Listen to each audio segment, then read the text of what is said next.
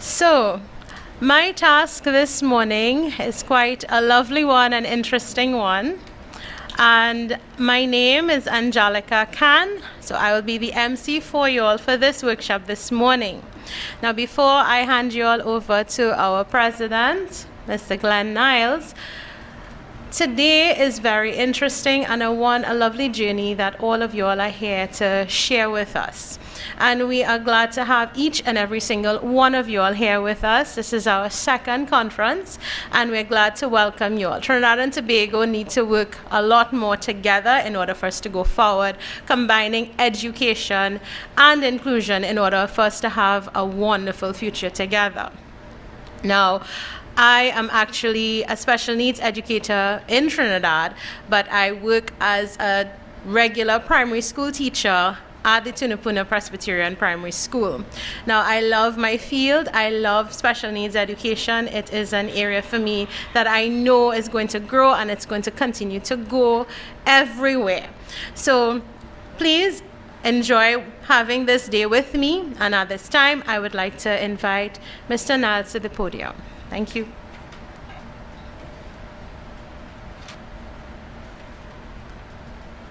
Good morning, everyone, and thank you all for coming. And thank you for the people who have logged on online on Zoom.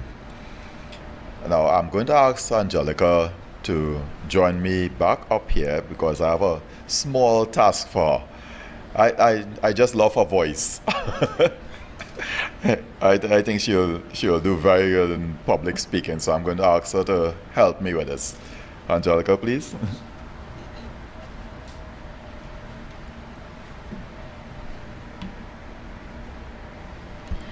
Permit me to read this on behalf of him.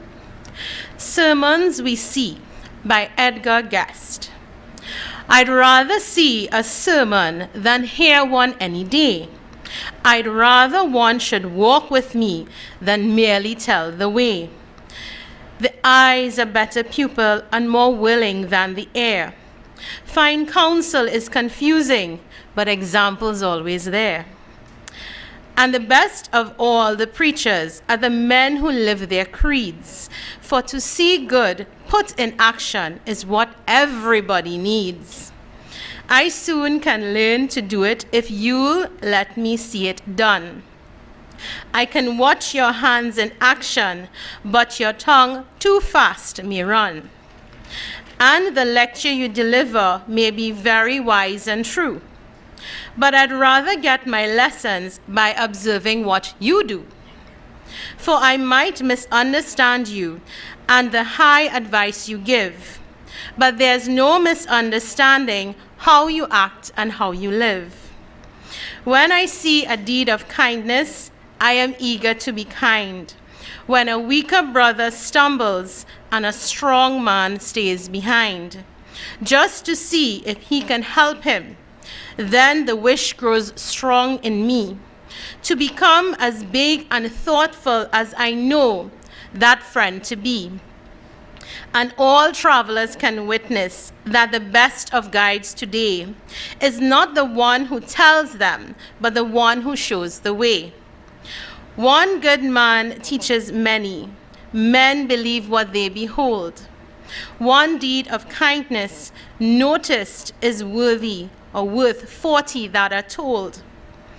One who stands with men of honor learns to hold his honor dear. For right living speaks a language which to everyone is clear. Though an able speaker charms me with his eloquence, I say, I'd rather see a sermon than to hear one any day. Thank you.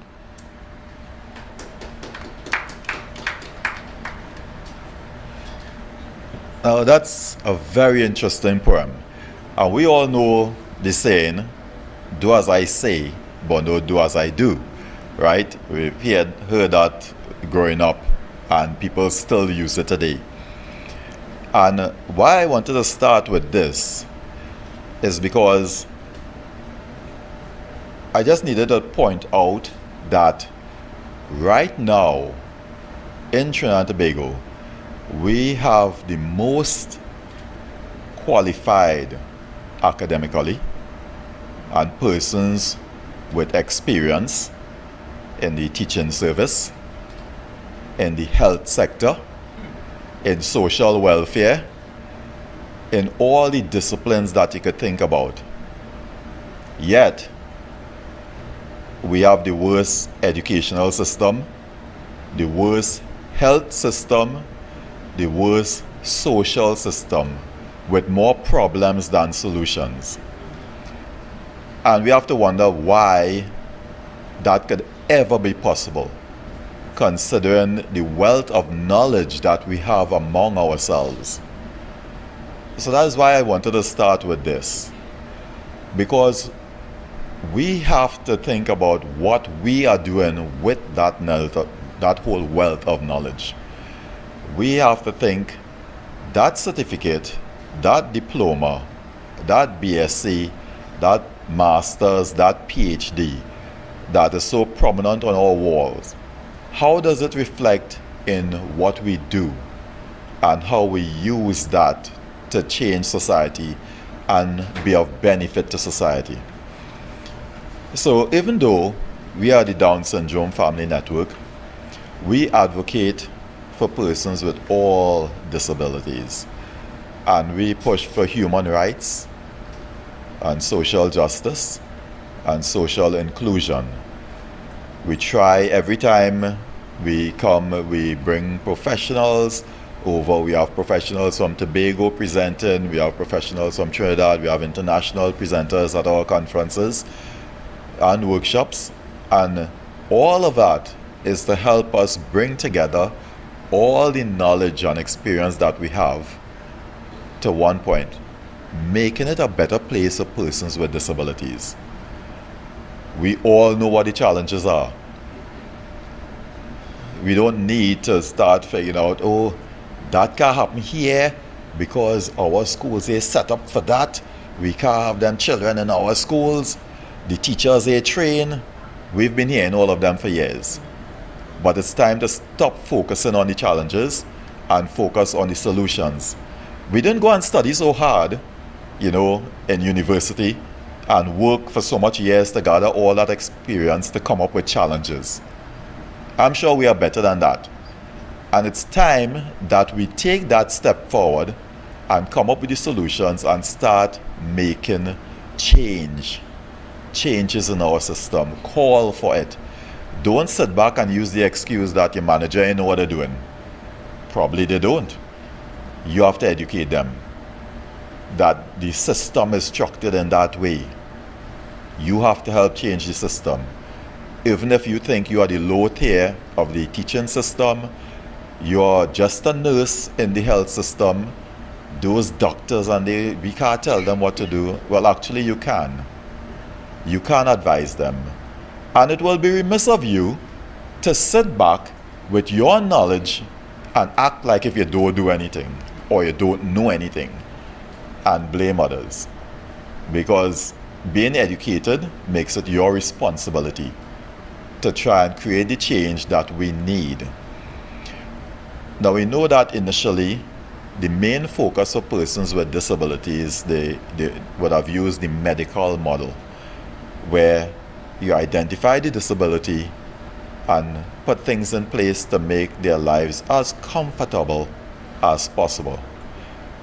And then we move forward to the charity model, the charitable model, where they're basically a charity case, where we have these nice places where we can put them hidden away from society, actually, where society is not seeing them and they are not seeing society. But we think that's the best thing for them because they can't fit in.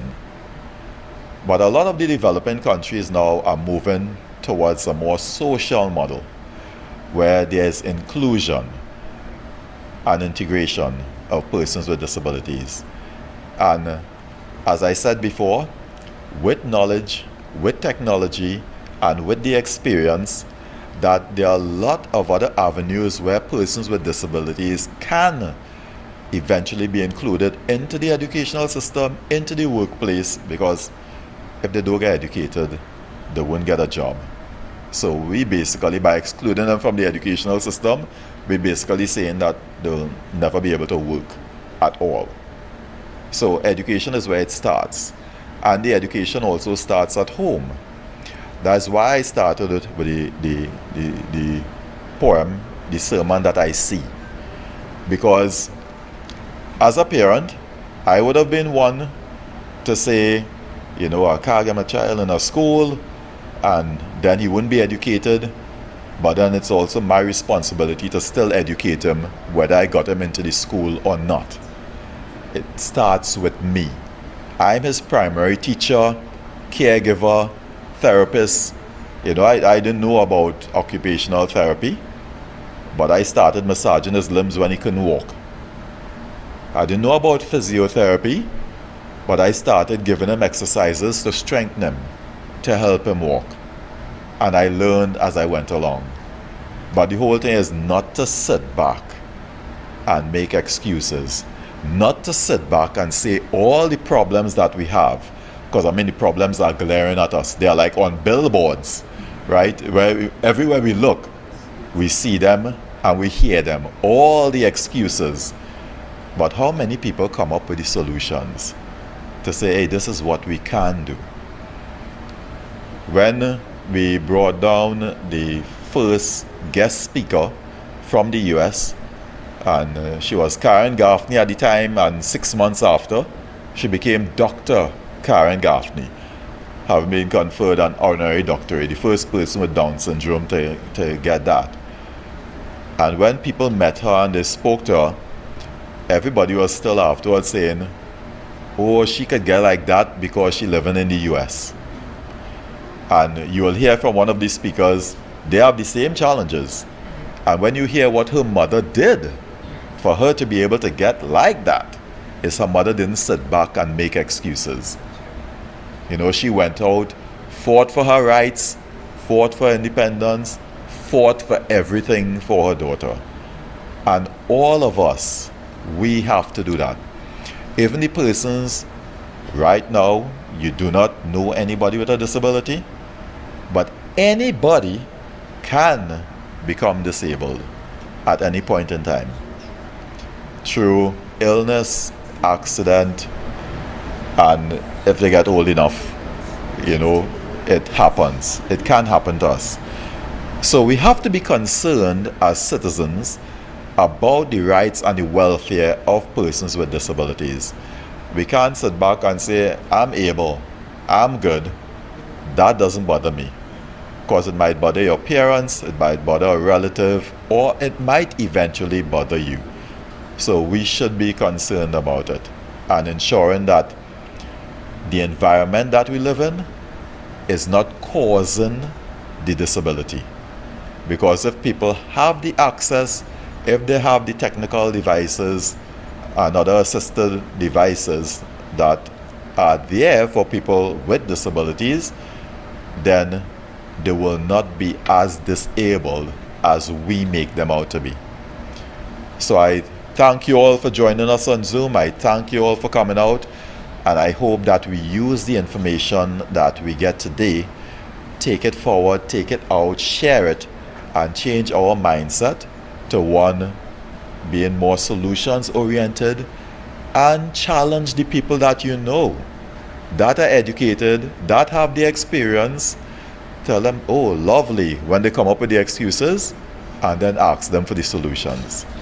So thanks again. And of course, we are looking forward to your feedback. You can send in your questions on Zoom while the presentations are going on, and we'll address them right after. Thanks again.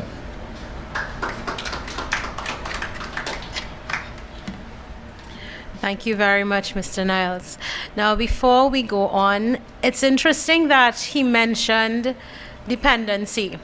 And one word in particular that I often remember is learned helplessness. When we say learned helplessness, we often think, okay, you hear the word learned, then you hear helplessness. But the idea behind it is interesting. It's not that you cannot do something or you cannot work with something. The idea is because you were conformed to think inside the confines of this box so much that you're depending on that all the time. So the question is, what happens if the box gives way? What happens if the box cracks? What happens if you decide to blow up the box and walk the path unknown? And even though our path is not an unknown one, we often feel alone just because we often see the disability and forget that there's ability existing in that word as well. So when we engage with everyone, as Mr. Niles rightly said, disability is something that exists in all of us, right? We have the word disability and we have the word handicap. If I take you out from here and I take you to a different place where you do not know the language and you don't have your device to assist for translation, do you have a disability, or are you handicapped by the environment that you're exposed to? What are you going to do? I have on my shades on top, so let me take these off. But I also wear glasses for the reason of reading. I would read in a very dark room, but I can see. But if you put me in the dark room without my glasses, I'm going to become what? Disabled or handicapped, right? But I think a lot of times we forget in how to fix the situation, but not only fix it, but rather find a solution to it. So as we continue to push forward to find solutions, let us now not stand on the box or go inside that box and hide, but rather blow up the box and be willing to walk forward to do something differently, right? One little thing though, I had the opportunity and the wonderful pleasure of talking at length with Runako and Amy this morning. I would say very familiar with them just because you get to learn, you get to understand. And for me, when I teach, I don't shove the information down your throat. I like to come down to the level of my students, of my charges, and see through their eyes, understand their perspective, and then try to engage from there and learn to say, okay, fine, let's tweak it a bit and see what we can make a change to in order to know where you learn and how to get to the next level. Interestingly enough, I am very honored this morning to introduce our two speakers. And on that note, I would actually like to introduce our first speaker. She is Dr. Amy Paul Ward. She is a cross-trained social scientist with over 20 years of experience in higher education. Wonderful soul, beautiful spirit. Had the opportunity to speak with her on all of the different topics related to education, and I was absolutely excited to hear someone want to combine the medical sciences with education to see how it can bring beautiful changes to what we have as inclusive education in Trinidad and Tobago. She's an associate professor in the Department of Occupational Therapy at Florida International University, and Dr. Paul Ward is currently here in Trinidad and Tobago as a Fulbright Research and Teaching Fellow. So she chose Trinidad and Tobago as her domain for research. Her program of research focuses on access and inclusion for persons with disabilities across all settings. So I am actually very excited and quite honored to have the opportunity to introduce her to the podium and the platform. And I welcome you all to be engaged. And as Glen rightly informed you all, if you all have any questions, by all means, you all can wait when the floor is open. And those of you all joining us on Zoom, you can submit to there as well. Thank you. So Dr. Amy Ward. So I have to hold it closer. Okay, so this is the title of my talk this morning, Finding Intersections and Creating Bridges for Achieving Inclusion in Schools. And so these are a couple of the things that I wanted to accomplish in our time together this morning. I wanted to tell you a little bit about my own background and why I do the things that I do and why I'm actually here in Trinidad. I wanted to talk about current gaps, although I think that that conversation is less necessary because you're already here and so many of us know what the gaps are. But I wanted to also talk about what the common goals that we have and how we can find intersections in those goals and create collaborations for achieving inclusion moving forward. So, as Angelica said, I have over 20 years of experience in higher education, which makes me very old. But I originally grew up in Los Angeles. I'm from California. I originally thought I was going to go to medical school. I wanted to be a doctor. But I was always worried about the sciences. And I was worried about how difficult it would be to get into medical school. So I always engaged in academic activities that would set me apart from all the other students that wanted to go to medical school. So that led me to anthropology, which is a field which looks at the relationship between culture and other aspects of life. And so for me, wanting to go to medical school, I was always interested in health and well-being and how culture and the environment impacts our understanding of health and well-being and how we seek to achieve that health and well-being. Well, in order to do that, I had the opportunity to do an advanced academic program in anthropology that led me to do research. And my very first research project was as an undergraduate. I went to the Philippines and I conducted a study. And I was working with women who were working as prostitutes to send money back home to their families. So the youngest woman that I spoke with while I was there was 13 years old. And as somebody who wanted to go to medical school, I was so struck by the sacrifices that women would make in order to send money home to support their families that I thought, wait a minute, I don't want to go to medical school anymore. I want to do research to understand why some communities are marginalized and don't have access to opportunities that allow them to achieve full inclusion, health, and well-being. And so I decided to go back, finish my degree, and go on and get a doctoral degree in medical anthropology. And so on paper, it seems like, well, how did she get to disability? How is she here in Trinidad now doing this work? And so my journey is one that eventually I did my dissertation research in Barbados. I moved to the Caribbean. I lived in Barbados, where I met my husband. And so now we're back in the US, we're living our lives. We decide that we want to have our first child. I have a very normal pregnancy, walk into the hospital, everything is fine. Something went wrong in the delivery. And while we think it's epidural related, nobody has ever confirmed for me what the cause of my now disability is.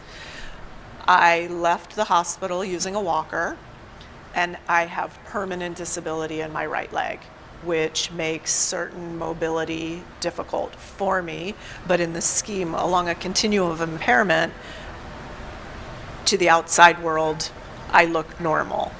But from that time, I became very interested in navigating the disability landscape. I had a degree, I had access to information, I had a job, and yet I couldn't navigate the healthcare system as a newly disabled person, using a walker, being the support of my family, and what that looked like. And I began to be marginalized at work. People started to question my ability to do my job, which was a thinking job. I was a health communication specialist working for a government agency in the United States.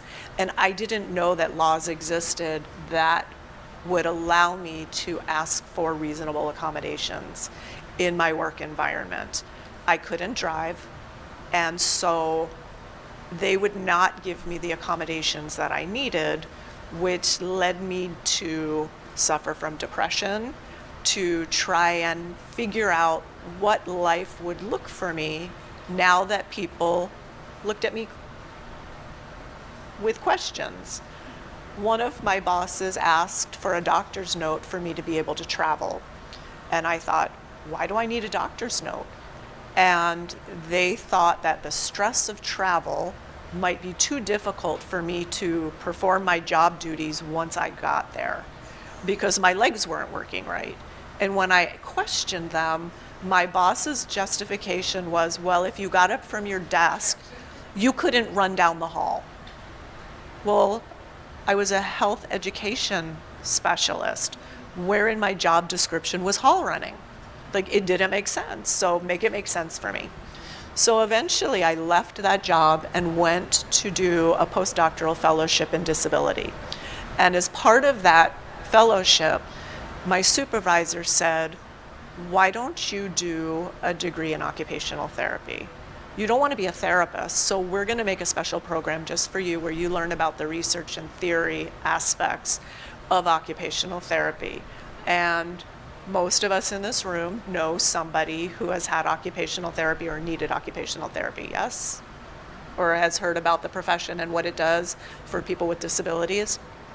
Up until that point, I had never heard of occupational therapy because I had never needed it. And so in the same way that here in Trinidad, a lot of people don't know about occupational therapy, are never referred to occupational therapy, don't know what the benefits of occupational therapy are, I was in that same situation. And so I went, I moved states, I packed up my family and off we went for me to do a fellowship in disability studies. And it was like doing occupational therapy on myself as I started to understand all of the different forms of discrimination that I was experiencing as a person with an invisible disability. I was using a walker, and I was constantly amazed by the looks that people would give me, looking at my legs, trying to figure out, like, you look normal, what is going on here? Like, why are you using this? Like, somehow I was pretending. And so that led me to want to understand disability stigma and to examine ways for people with disability to navigate systems that prevented them from achieving full inclusion. And so I've been doing that work for 20 years now with lots of different populations. And as everybody said, as you were both speaking, I kept thinking, they're making my points. Like, they're saying what I wanted to say. So, like, what are they leaving for me to say here? But I've worked with populations who have visible and invisible disabilities, who find themselves in bureaucratic systems that prevent them from fully participating in the meaningful activities that they want to do, which is a foundational principle in occupational therapy, which is to help people to adapt their environments to support them in the activities that they find meaningful. And so that is very relevant for our conversations today around how we achieve inclusion for persons with disabilities in schools in Trinidad. And I think that we have to think about all of the different intersections that exist in Trinidad that both support and prevent inclusion. And I think one of the places that we have to start is around stigma and cultural beliefs and values as it relates to how people experience disability here and in Trinidad, recognizing that even the two islands have different cultural beliefs and values, even though you are considered one country. Because when you're in Trinidad and you talk about Tobago, people say, oh, no, that's Tobago. They think they do things differently there. They think differently there. And then you come to Tobago and you hear the same thing. So even though as an outsider looking in, I think, oh, I'm going to Trinidad and Tobago, it's two parts of the same whole. We have to look at each context and see where the similarities lie and where those differences lie, and how we can find those intersections, and from those intersections, build bridges. And so I like to think in metaphors, so I think about intersections and bridges, because we can't do this work alone. And so I've heard Glen do these talks before, and he talks about the responsibilities starting in the home. But that puts a lot of pressure on families who are often dealing with multiple challenges at the same time. So dealing with the disability of a child or a family member, and the stigma that people experience both directly and kind of behind our backs, right? You know, people always want to talk about, what did you do when you were pregnant? Like, why is your child like that? It must be your fault. What did you do? Or who did your family anger that they sent that to you? Or why is God punishing you? Or even when people say God only gives you what you can handle. So you're supposed to view these things as a blessing because God is blessing you, because God knows that, you know, He can send this to you because you can overcome it, you can handle it. So we have all these cultural beliefs and values that we're dealing with. And then we have the physical landscape of both Trinidad and Tobago. So if you're a person with a physical disability, the physical spaces already tell you very obviously and very subtly that maybe we don't want you here, because it's challenging to navigate them. And if you were to butt up on me in Port of Spain, walking, because I cannot drive here, I'd be dead in 2 seconds with the way Trinidadians drive. Know your limitations.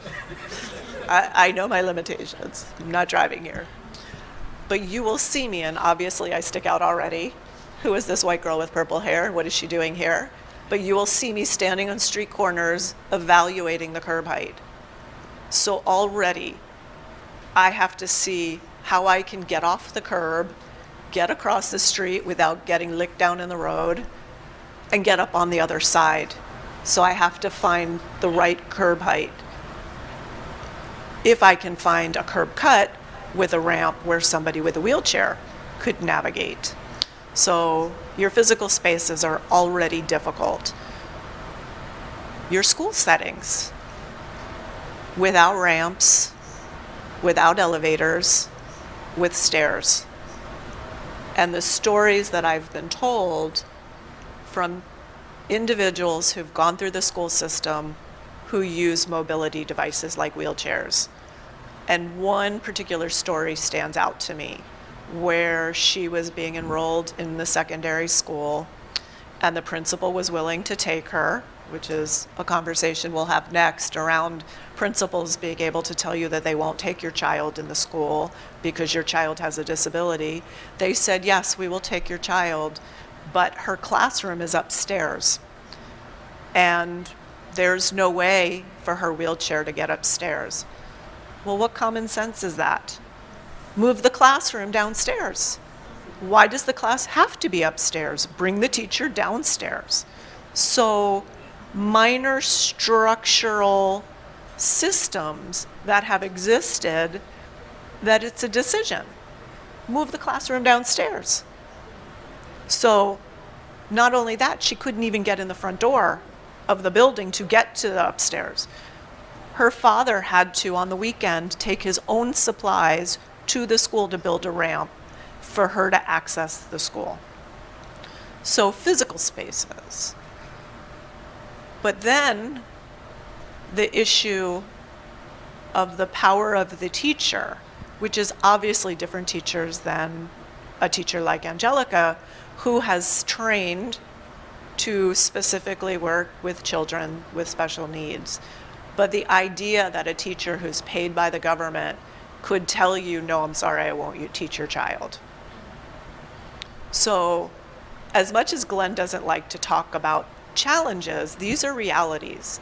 And in order to address and make changes, we have to acknowledge what the situation looks like. And we know that there are opportunities here as we come together to form partnerships. And it's funny because Angelica and Runako, and I'm pronouncing your name wrong, Runako. Runako, I'm still doing it, sorry, I'm terrible. If you ask my students in Miami, I tell them all the time that when I'm angry at my kids, I call them by the dog's name. So, because there's just too many. You just get flustered and you just pick whatever name comes to your head. So that is what I do. But we need to partner. We need the teachers to come together. We need occupational therapists to come together.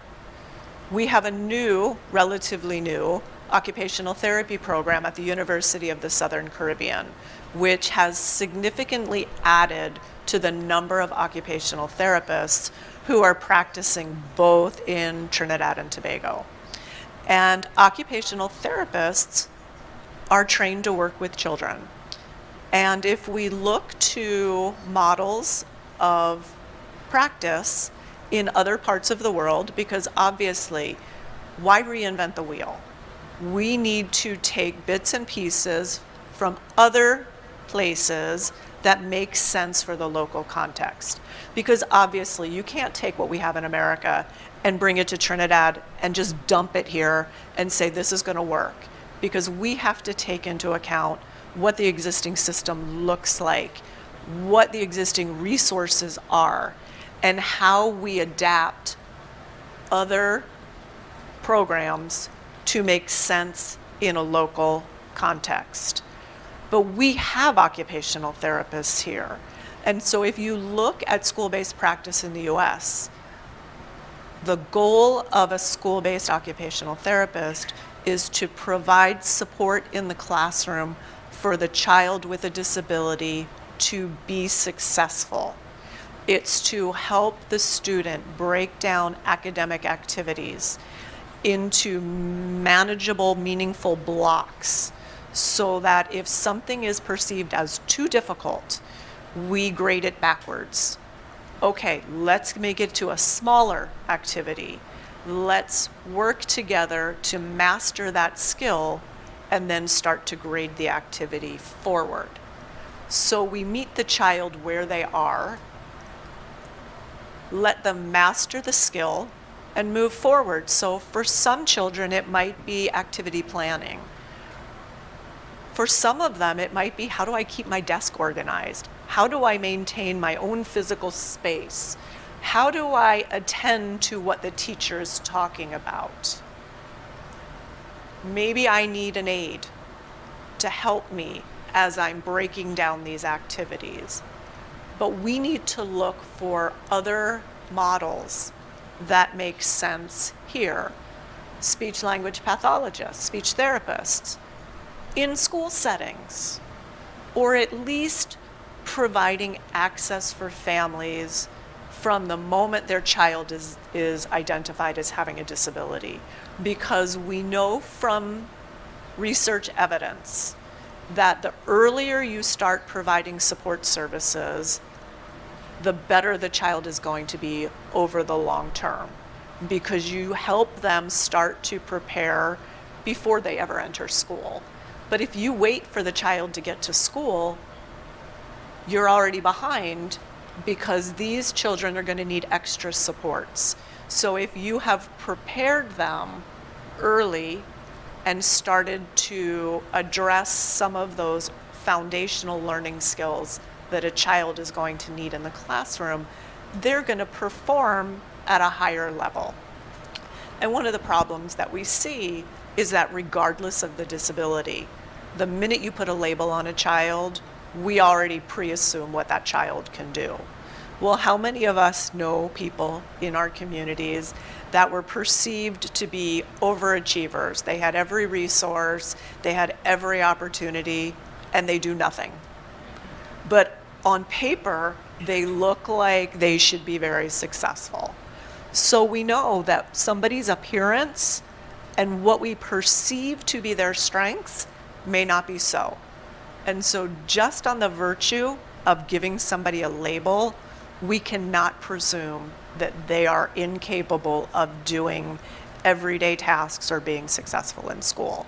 And that's one of the issues that I think that from my experiences here in Trinidad, I should back up for a second. I was here last spring for 3.5 months, and I am back here again for 4 months. But one of the things that I have learned is that a lot of these same issues are not solely a Trinidadian problem.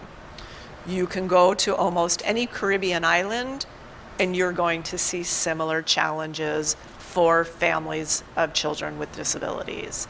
And so it's in addition to thinking about, more training of teachers, greater inclusion of rehabilitation specialists in school settings, in early intervention settings. We also have to, I'm going to go to what Glen always talks about, which is legislation. Legislation doesn't solve our problems, but it holds people accountable. Because if you only have draft policies, people say, well, I'm just doing what the school policy says. And if there's no legislation that says every child in Trinidad deserves access to a free public education in the least restrictive environment with the supports they need to be successful, you don't achieve that. Because we see that we don't get what we don't ask for, but very often we have to fight for this. And if you look at the disability rights movement in the United States, you see that it took years and it resulted in people fighting figuratively. Initially the disability rights movement in the US started with white middle-class men who wanted to go to college, and the physical buildings, the actual campuses were not accessible. So we have hundreds of images of white men throwing themselves out of their wheelchairs and crawling up the steps on the campuses, demanding inclusive spaces. And then we saw that start to spread, where people demanded access to these spaces. And so there's a political will that needs to be cultivated, and champions that need to be identified, and collaborations that need to be made across disability organizations. Because if you look, there's 6 autism-oriented associations. How many Down syndrome associations are there? 1? Glen says 1. Only. So what about National Down Syndrome Association? Do they exist? No. No, done. Okay, so see, when you're an outsider, you come in, you step in everybody's mess because you don't know, or you step on yourself. But Autism Society, Down Syndrome Family Network, what about the groups that support children with cerebral palsy? The Blind Welfare Association, the people for, there's 5 blind association, blind and hard of, and visually impaired. Everybody fighting their own battles, but the battles are the same. The issues are the same. It's inclusion. It's being accepted in everyday life, being part of the community, not being marginalized. If children aren't given the opportunity to go to school and to excel in areas that are meaningful to them. We know that not everybody wants to go to college. And some people want to work with their hands. And some people like to work with people. Everybody has the right to explore the skills and talents that they want to develop and to have opportunities to contribute to their communities in meaningful ways through these skills and talents. But if children are not given the opportunity to go to school, to play sports, to have leisure activities, to be out and about in the world, then they don't get those opportunities. And we need to work together to achieve them. So it was funny because we were having these conversations and I would make a comment and then these two would laugh at me. And then they're like, no, we're not laughing at you. But then the but would come. But this is what it looks like here. And then I would say, well, what about this? And they'd say, mm-hmm. And they'd giggle at me and they'd say, no, sorry, we're really not making fun of you. But we need to get to the point where we're not always saying, but. We need to identify where our opportunities are and look to other places to see what resources have been leveraged. So, for example, at my university, we have a program for young adults with neurodiversities. So, young adults with autism, learning disabilities, hydrocephaly, Down syndrome. They can come and do a program at our university for individuals in those categories. And they come and they take classes on our campus, and they can live on campus if they choose, and they take life skill classes. And guess what? They're not the only ones that need life skills. All of the students on my campus need life skills. They show up and they don't know how to manage their money, and they don't know how to keep their dorm rooms clean, and they don't know how to cook, and they don't know how to function in the world, and they don't have any labels. So label, no label, every college student needs life skills. But they come, they get life skills classes, they attend classes with other students, but they don't get grades. They audit the classes. And so it's considered academic enrichment and social inclusion. They are part of the broader fabric of the community, and they get to participate in ways that they choose. Is it perfect? No. Thank you. So, they have this opportunity to participate in this program, and they get a peer mentor, and they get a faculty mentor, and they are members of our community. It's not always perfect, but students have an opportunity to come and experience college life. And guess what? The university is better for it, because universities and communities are better when everyone is included, because everybody brings something valuable to the community. So we need to re-envision what an inclusive community looks like. And people deserve, regardless of disability, to achieve personal agency and make decisions for themselves. And so we have to think about what inclusion can and should look like based on what people want. And so I can't come and say, I'm going to include you, and this is how I'm going to include you. I need to know how you want to be included, how you want to participate. And that's where we need to remove barriers. And we can't make assumptions that my inclusion wishes are the same as yours, because they may not be, for a number of reasons that are completely unrelated to a disability. It's my comfort level, how much I view myself as a social person or not. Maybe I'm more happy doing solitary things, but I need the physical spaces to allow me to do the things that I want to do in the ways that I want to do them.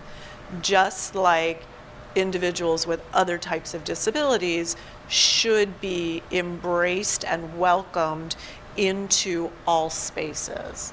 And families should not feel any level of shame or stigma by including their children or relatives with disabilities. Because I know what that feels like when people question, why are you here? Why are you trying to do these things? Or just how you're looked at as different. I always feel a lot of pressure, especially here, walking up and down stairs, because I'm very slow, and because of the instability in my leg, I always go up one foot and then I bring the foot to the same step and vice versa. And people look at me and they think, oh, she looks relatively young, she looks fit. Why is she in my way? Why is she blocking me? Why is she so slow? And then if it's crowded, the stress of trying to move through this space differently based on my needs and that stigma that's sort of sent my way, the judgment that you feel, and how do we address these things? And if we constantly say, no, we can't do that, that's not possible here. Every 5 years you get a new government, so they just throw away what the last government did. How do we ever achieve change? So for me, it's how do we keep engaging in these conversations? How do we find local solutions to make impactful change, even if it's starting in one school? Let's have one school, special needs educators, where all children are engaged in ways that address their learning needs, because we all have unique needs, whether we have a disability or not. So let's stop labeling people and let's start meeting people where they are and providing the supports that they need. And if that means that you need somebody to help you comprehend what you're reading, then that person is there for you. Because just because I walk differently doesn't mean that I can't be engaged.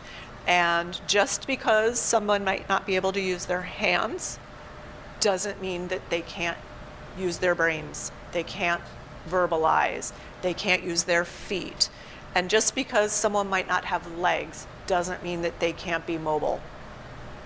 And we need to stop making excuses for what a reasonable accommodation could be, because that's what you see here when it comes to employment, where employers say, no, it's too expensive, I can't do that. Or I'm only gonna hire the person who's the most qualified.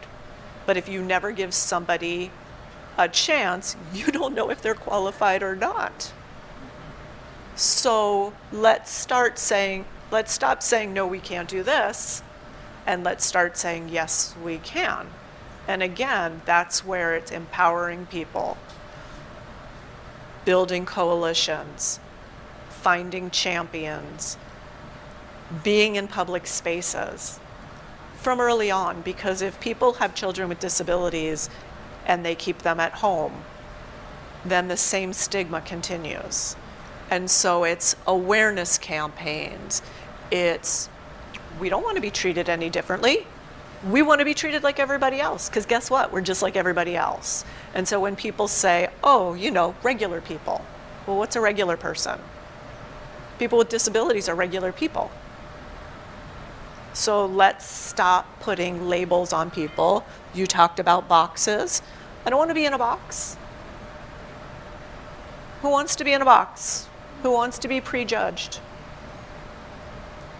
So we have to find ways to address that and stop letting people define who we are and what we do. Because people look at me and they're like, why does she have purple hair? Like, what's with that?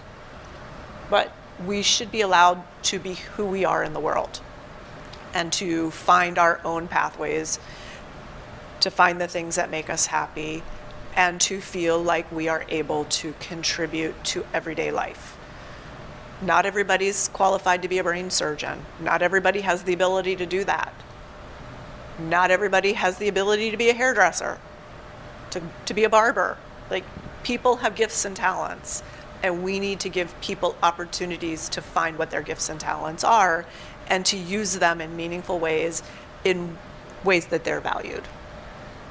So I know Glenn wanted me to talk about solutions, but we have to find these foundations first and work together to find what the solutions are that make the most sense for here. Because I can't bring the ADA and just plop it down here in Trinidad. I wish I could. I wish I could wave a magic wand and you all would have legislation that would protect people and give them rights. But we have to find meaningful ways to force government to do that and not give the excuse that, oh, it's going to take 6 years. Because that's what an independent senator told me last year. Oh, we're working on legislation, it'll take about 6 years. Make it make sense, please. So, see, these two just keep laughing at me, so I just don't know what to do with that. So I'm going to leave it here, and if people have questions or they want to talk about things, because I could talk to you for 12 hours. Like, I could just go and go and go. But does that make sense to people? Okay, because sometimes I'm not sure. Well, you know when you get questioned and people like think you're crazy because you're advocating for inclusion and you think everybody should be equal and that, you know, we're all on a continuum. And Glenn is right. I walked into a hospital perfectly healthy and I walked out not. And it's been 23 years. My son is going to be 23. And my mother still thinks I'm broken.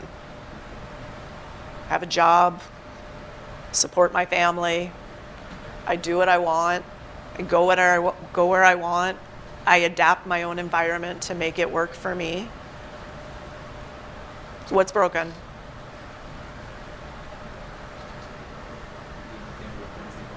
Well, they put me in a box. They put me in a box, they want to keep me in the box, and I'm like, no, sorry, you're not going to keep me in that box. Maybe that's why I wear my hair purple, because I'm like, okay, you're gonna put a stigma label on me. I'm gonna like go full force. I'll give you a reason to stigmatize me. I'll pierce something. I'll tattoo something. I'll wear my hair kind of crazy. Stigmatize me. I'll give you a reason. Well, but if you think, you're laughing, but if you think about it, like if everybody with a disability came together in Trinidad and said, I dare you to keep me out. I dare you to hold me down. I dare you to not let me have a job. Maybe it would be different because you don't let people tell you what you can and can't do.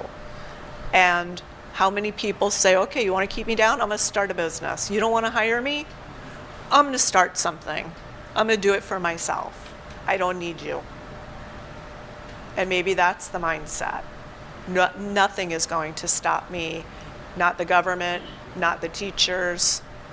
I'm going to do what I need to do to make a life for me that's meaningful, that's engaged, and I'm going to put myself in the community. And if it makes you uncomfortable, that's your business. Because there's nothing to make you uncomfortable about me, because I move through the world differently. I am just as equal to you. My life is just as meaningful as yours, and I'm not going to let you forget it. And I think that here, too many times, the stigma keeps people from doing that. It's because their families look at them some kind of way, and so people feel that they feel some kind of way. And so we have to stop doing that.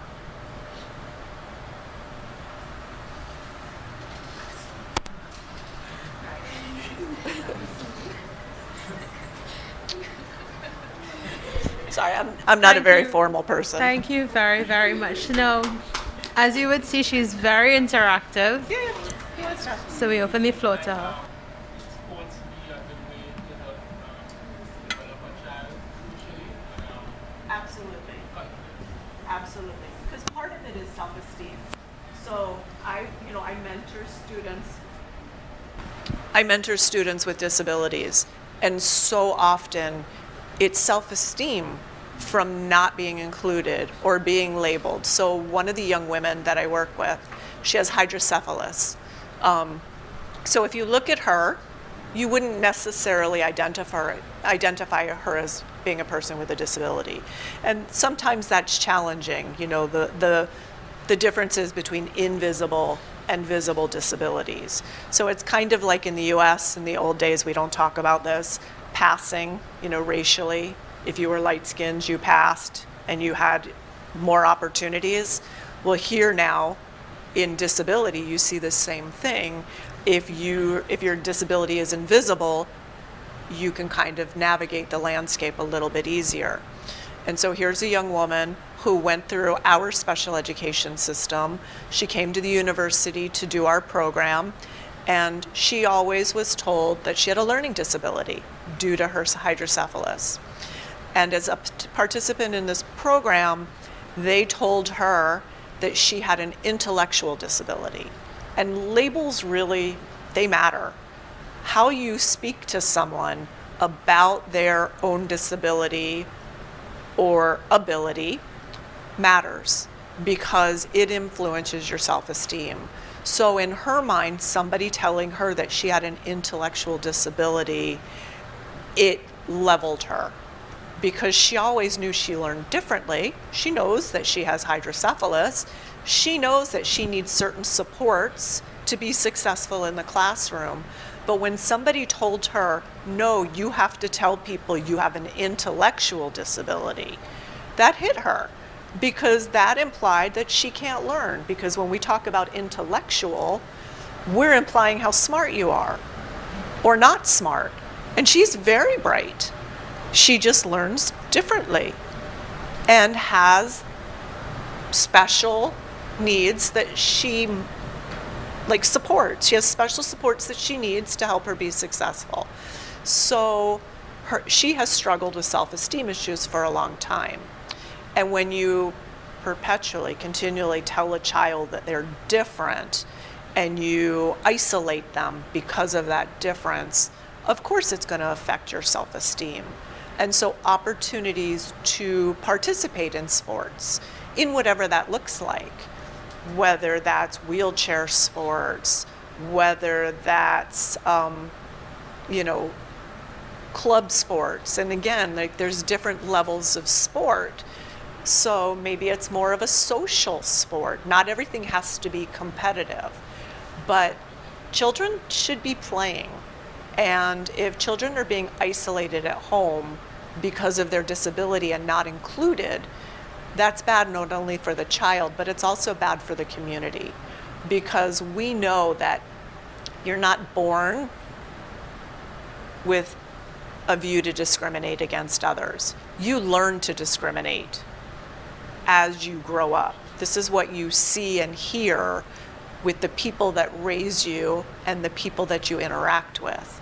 And so if you never see a person with a disability and all you ever hear is that people with disabilities are whatever negative label that you want to hear. And since I've been here, I've seen and heard some really terrible labels that are used to describe people with disabilities.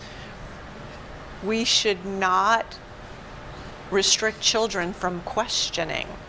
If I see somebody that doesn't have an arm or a leg or is in a wheelchair and I'm a child, you see somebody and you go, oh, mommy, what's wrong with that person? Why is that person like that? And mommy says, oh no, don't look. We don't talk about that. We'll talk about that at home. Don't ask any questions. Don't stare. Then a child learns that that's bad. We don't look at that. We don't talk about that.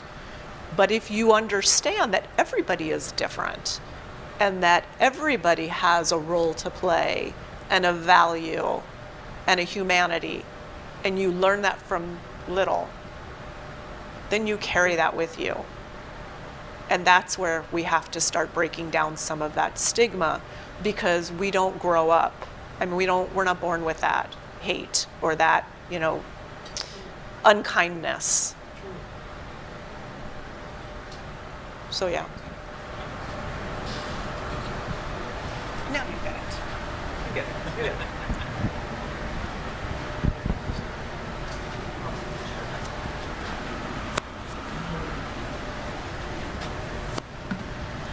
Thank you very much.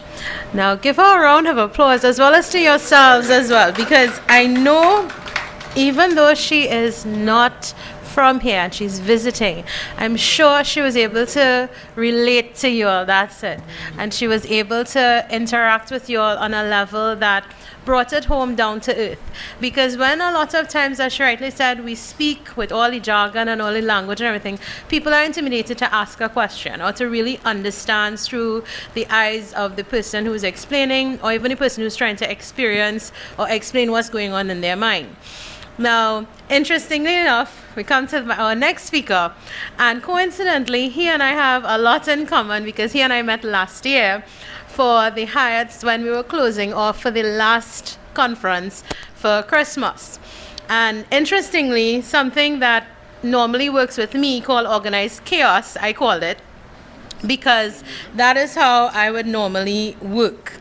My desk is completely crazy, right? And I can find everything you can think of. I'll make it even easier for you. If you have ever seen Iron Man, where he has the cube in front of him, and then he shoots off everything in front, and he starts pulling things and putting it back into a puzzle, that's how my mind works, right? But my desk is never organized. Something is spelled here, that is thrown there. It has 10 books stacked up there with this sticking out, that sticking out, this here, everywhere. And anybody passing by my desk will like, oh my God, she's crazy. But it's not that. I know how to find what, where to find it, what its purpose is serving, and I know how to organize it. In my head, it's working. My mom passes by and sees it like, oh my God, this child did not do anything. And I did try her method. Stacked up everything, packed up everything, put everything away. And the morning of a presentation, I had an anxiety attack. It was so bad that I had to sit down in a corner and just unstack and unpack everything and put it back in the disarray it was originally, in order for me to make sense of what was going on here before I could have done that there. So when I met Runako last year, I was smiling from ear to ear, because I thought I was the only person. I mean, I'm female, yes, but organized chaos in my profession is not one of them, because you are expected to be on your game, planning, designing, assessing, collaborating, interacting, looking at every single which way. However, being in this profession, you are able to see through the eyes of who you interact with. So it is my pleasure and my honor to introduce Mr. Runako Gittens. He will take you on his journey of his story, because his profession is quite interesting as well. He is in the field of sports, dietetics, and nutrition, and he's in physical therapy as well. I don't want to give away too much, but just one more thing I will explain here. If you are going to assess the ability, the intellectual capacity of the capability of climbing a tree, and you tell the fish to climb the tree, he will always be considered a moron. And I don't use the word moron as one of insult, but, and I've seen this over and over, even back to the days of college. We have the elephant, the dolphin, the monkey, the fish, some of the most intellectual, intelligent creatures of their make, their purpose. And the assessment evaluator stands to the side and says, okay, climb the tree and you're a genius. Who can climb the tree? Only the monkey. You have the elephant, you have the fish, you have the dolphin, you have everybody. Their intellectual intelligence is leveled, totally overrated. But your evaluation is just climb the tree. So it is my pleasure and my honor to introduce Mr. Runako Gittens to the podium at this time.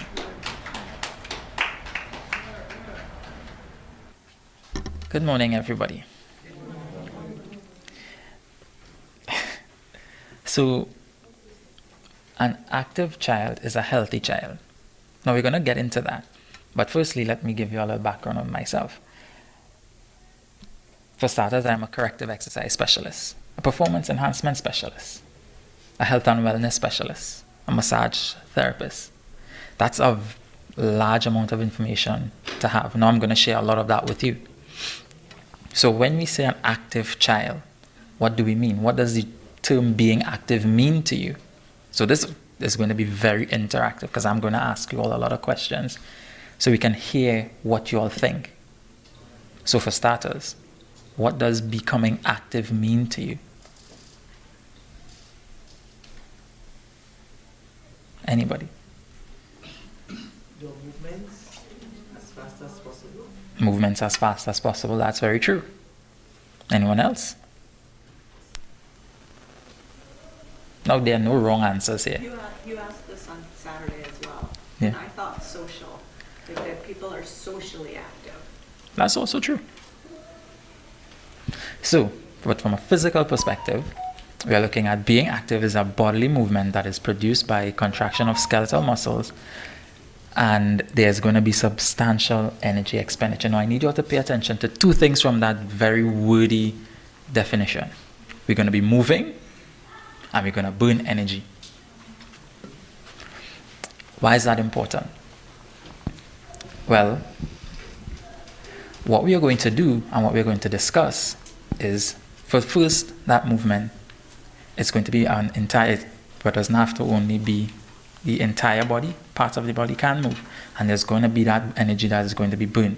For a child, we all know children have balls of energy, especially within that range of 2 years old and about 15 to 16 years old. Energy is going to be crazy. So how are we going to manage those things? How are we going to deal with those things and still reap the benefits of being active? So now we know what being active means. What are some examples of being active? Again, no wrong answers. By all means. Jumping up and down. Climbing. Running. Not sitting in a seat. And all of these things are correct. So we're going to look at things like exercise. Always the first and foremost of top ranked in when it comes to being active. We're also going to look at dancing. Now I'm choosing these particulars for a reason, because these are the things that you can do with a child.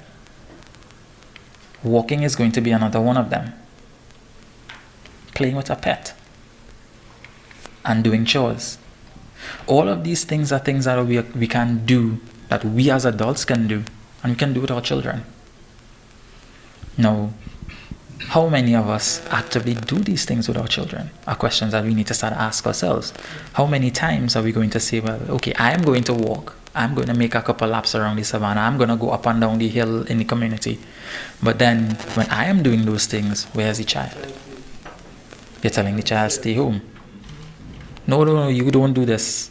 Or you shouldn't do this. Or you can't do this. Or it's too slow. Or I can't keep up with you yet. All of the excuses that we make to keep the child from being active. You're cutting that child from the legs. You're not giving that child the benefits that comes with being active. So now what do? If we start to encourage our children or carry our children with us, let our children see us being active. These are habits that will be made. Our children are seeing the benefits of it now, so we are saying that, okay, we could see the benefits in it for ourselves. So if it's good for me, isn't it good for my child? All right. So we'd have seen what being active is. We know examples of it. Now that brings us to the next question. So all of these examples that we see, let's talk about benefits. What are the benefits of being active? So for starters, better motor function. Now we are talking about children who would suffer from disabilities, and how they move are going to be important. The more active you are, the better your movements will be. It's going to be you're going to see improvements in those things. Why are you not? There we go. You're going to see better movements and better improvements in your balance, in your coordination, in your agility. So again, how you walk, the ability to move up and down, how quickly you do things, all of these things are going to play an important role. And now when you are active, you're going to see improvements in these things. That improvement in immune system, that is a very important role as well. So again, we are seeing these things for ourselves. You're not going to get sick as much. Your body is going, when you do get sick, your body is going to now be able to fight off those diseases. Diseases like diabetes, hypertension, obesity, these things are now you're at a lower risk for those things because you're more active. You become a lot fitter. Energy management. Now, this is the important part that we were discussing earlier. I'm sure many of us with children would have said a term, I don't know where this child is getting this energy from, or something to that effect. I don't have children, but my cousin, she does, and she has a 2-year-old, and that boy will run non-stop. If you give him the space, he will just go up and down. And as I tell her, his energy is unlimited. He is a ball of energy. Feed him and he is going to run. Your energy is limited. You have work, you have all the stresses and responsibilities of being an adult. Children don't have that. All they know is play, energy. So what am I going to do with all of that? How am I going to manage all of those things? Being active, you tend to burn that out. So I'll give an example of what I used to do, or what I still do actually with my little cousin. I take him to the recreational park, take a tennis ball and a football. Him and his 7-year-old sister. I stand in the shade. I stay in the shade. Just putting that out there. And we have a little game. I toss the ball. Whoever catches the ball first, that's 5 points. Whoever gets back to me first is an additional 5 points. And then I kick the football, catch it, 5 points. Bring it back, 5 points. Do that for a couple hours. They're tired. Give them some water. We laugh, we talk. Put them back in the sun. I stay in the shade. Emphasizing that. In the shade. By 7, they're going to eat, take a bath, and they're out like a light. My cousin, she looks at me, she's like, how did you do that? I've been doing this for some time. That doesn't happen. But yet when they are playing with you, when they go with you, they're like that, they're tired. So well, I may not have children, but I do know how to deal with a hyperactive person. Because I am a hyperactive person. So I know how to deal with me. And I know that if I'm in the sun too long, as with most of us as adults, put her in the sun too long, what happens? You're tired. That sun drains your energy. So it'll do that to them too. It works. So, again, just make sure you have water. You stay in the shade. Because we need to conserve our energy, but we need to manage theirs.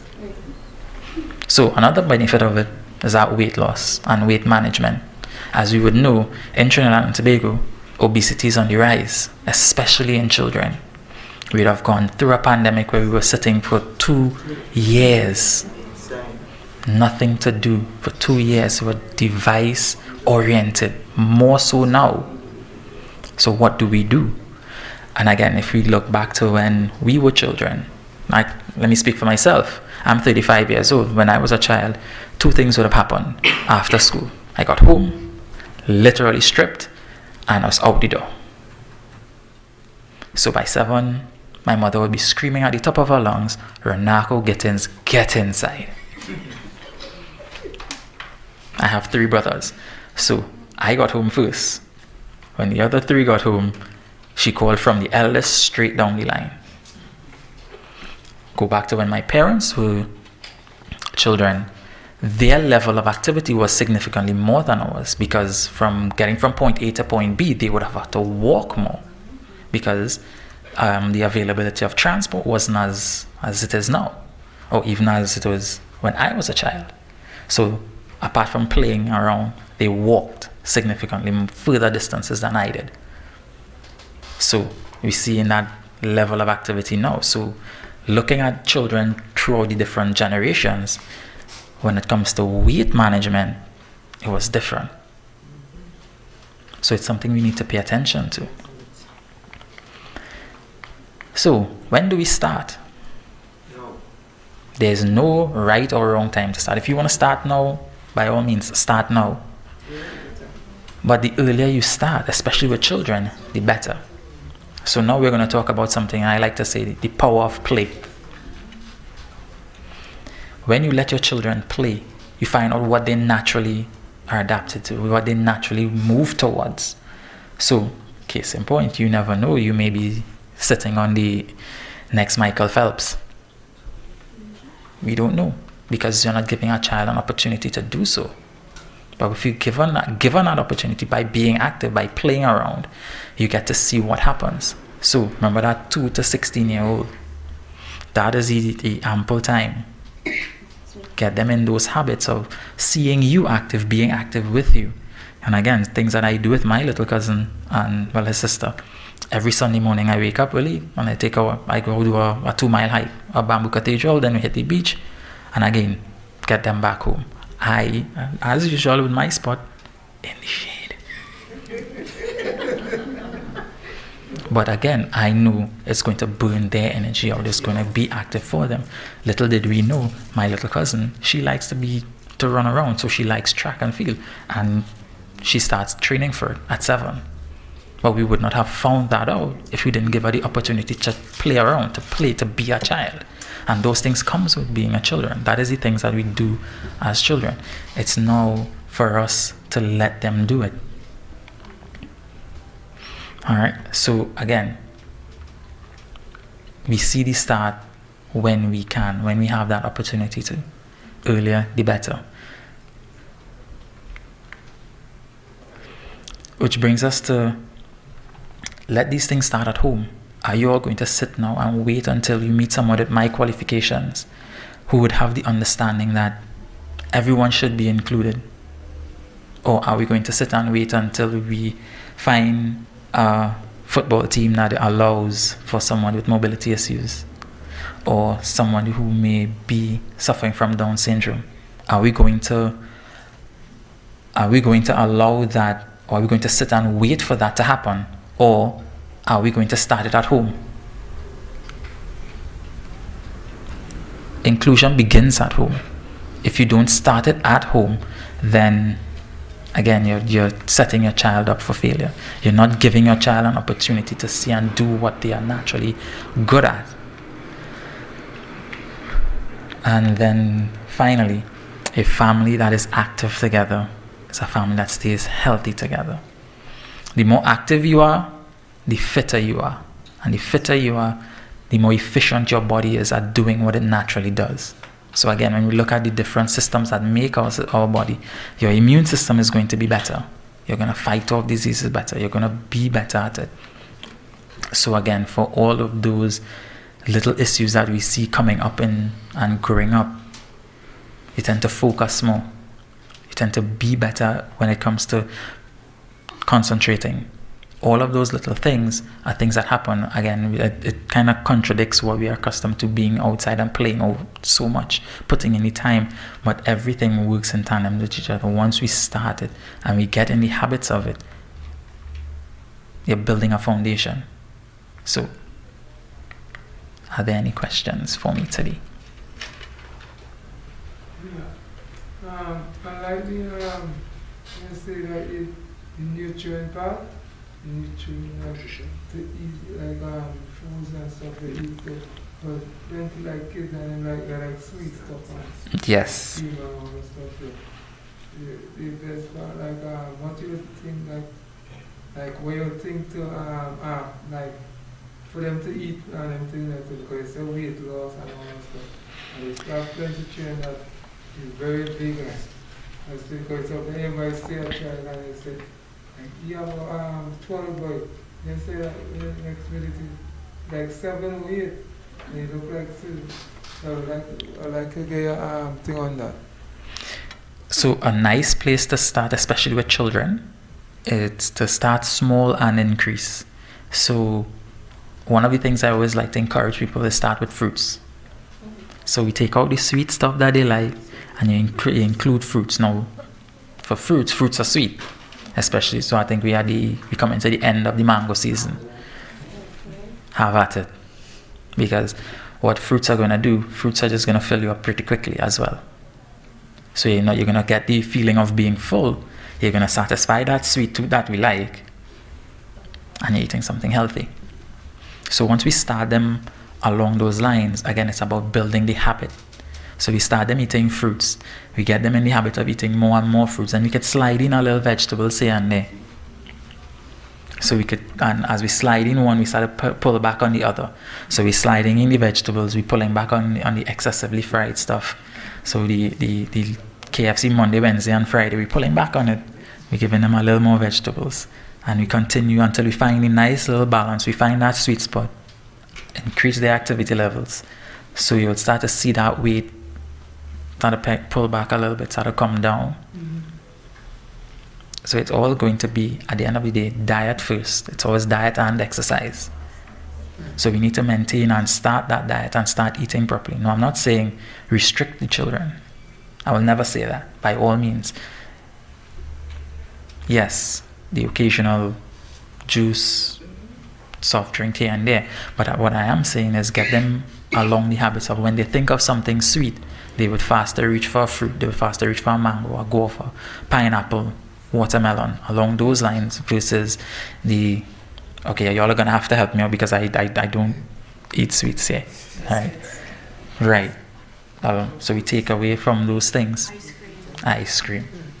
So we sort of pull back from those things and they lean to more fruits. Now, that being said, if it's things like ice cream, you can make those at home. You can. So now, exactly, you're using the same set of fruits, but now you're taking away, you are controlling your sugars. You are controlling how sweet it is. So, I have one more question. By all because let's recently, like, somebody like find out, right? Mm-hmm. Like, you know what's I think because many times, you know what is Crohn's disease? Mm-hmm. Right. Yes. So with that, you have anything on that, like information on that?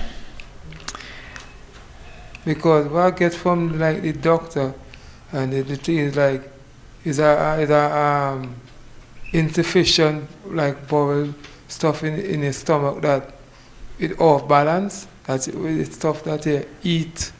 Because I do have research on it now because it's like the way to basically in layman terms is like your hand moving, your foot moving, like it off balance, you know, like giving you a balance, like a, you know what I mean, like a balanced level of eat, like what you're supposed to eat. But you're supposed to like eat fruits and vegetables and things as you said. But same time to eat, you're supposed to stay away from the chicken and stuff and things, because many times I see when you go inside walking past KFC, they see plenty of children, a box of chicken, a box of this, all them so you have to stay away from the fries. So I would like to get your opinion on that. So with each particular medical issue, you would have a different diet that goes with it that would be beneficial for the person who is suffering from it or detrimental to the person. So case in point, if along the diet, the dietary restrictions would be chicken, you're going to have to find an alternative source of protein. You may lean more towards seafood, towards fish. And even then, you're going to have to stay away from certain types of seafood because of the nutrient value in it. So for starters, some people may say, well, okay, I can eat any particular types of seafood, which is great. You'll get a nice source of protein from it. But some people who fall in that category may say, well, okay, I can't particularly eat shrimp or crab because it affects me differently. Now, one of the things that we also need to remember, nutrition as well as their level of activity is still going to be based on the person. It's going to be very, very individualized. So something that may work for you may not necessarily work for me. You can have the same particular issues, the same particular stomach issues or Crohn's disease or whatever the particular medical situation is. We can have the exact same thing. But what would work for me may not necessarily work for you from a dietary perspective, as well as a therapy perspective, as well as a being active. All of them is going to be different per person.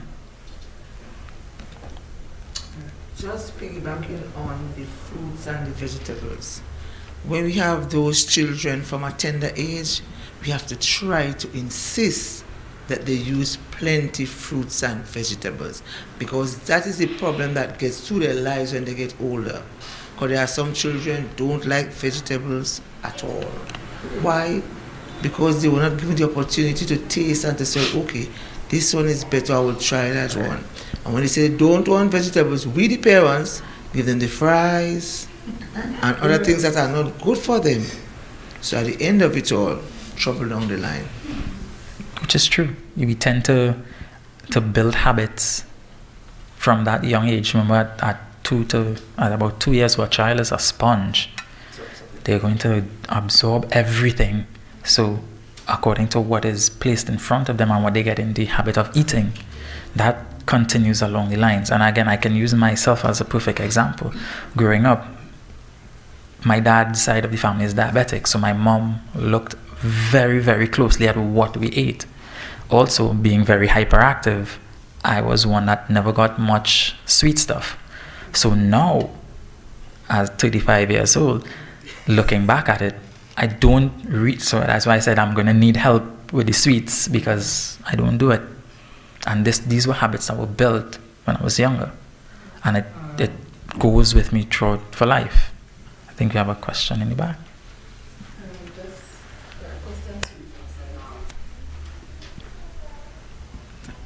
As you rightly said, children need to be trained from small.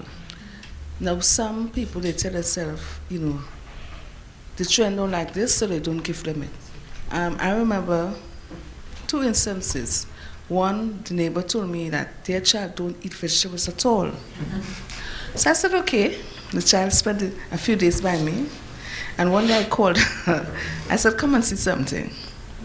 And when I put the food for the child, the vegetables, cucumbers, whatever, and she's like, that she doesn't eat that. I said, shut up and look up. And she was shocked. I said, this is the same child who told me don't eat vegetables.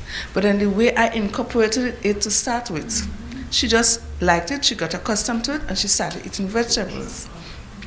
Another time I remember one child I had, I gave them beets. And they refused to eat it. I said, okay. So I took the beets, wash it out nicely, mix it with in a drink, and they drank and asked for more. So you see, it's how we do it sometimes. Don't just give them it like that. How we do it.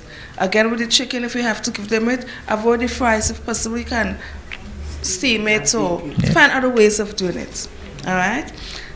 My question now also, I don't know how appropriate it may be, but do you think the diet of a mother, prenatal, can affect the child? Yeah, yes it would, because at that point in time, that's when you are very, very most important to your child because of what passes from you to your child. So if you are healthy, you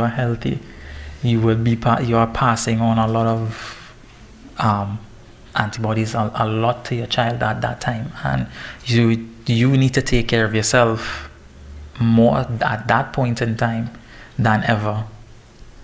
So I would recommend, yes, maintain a certain diet and exercise during that time of your life.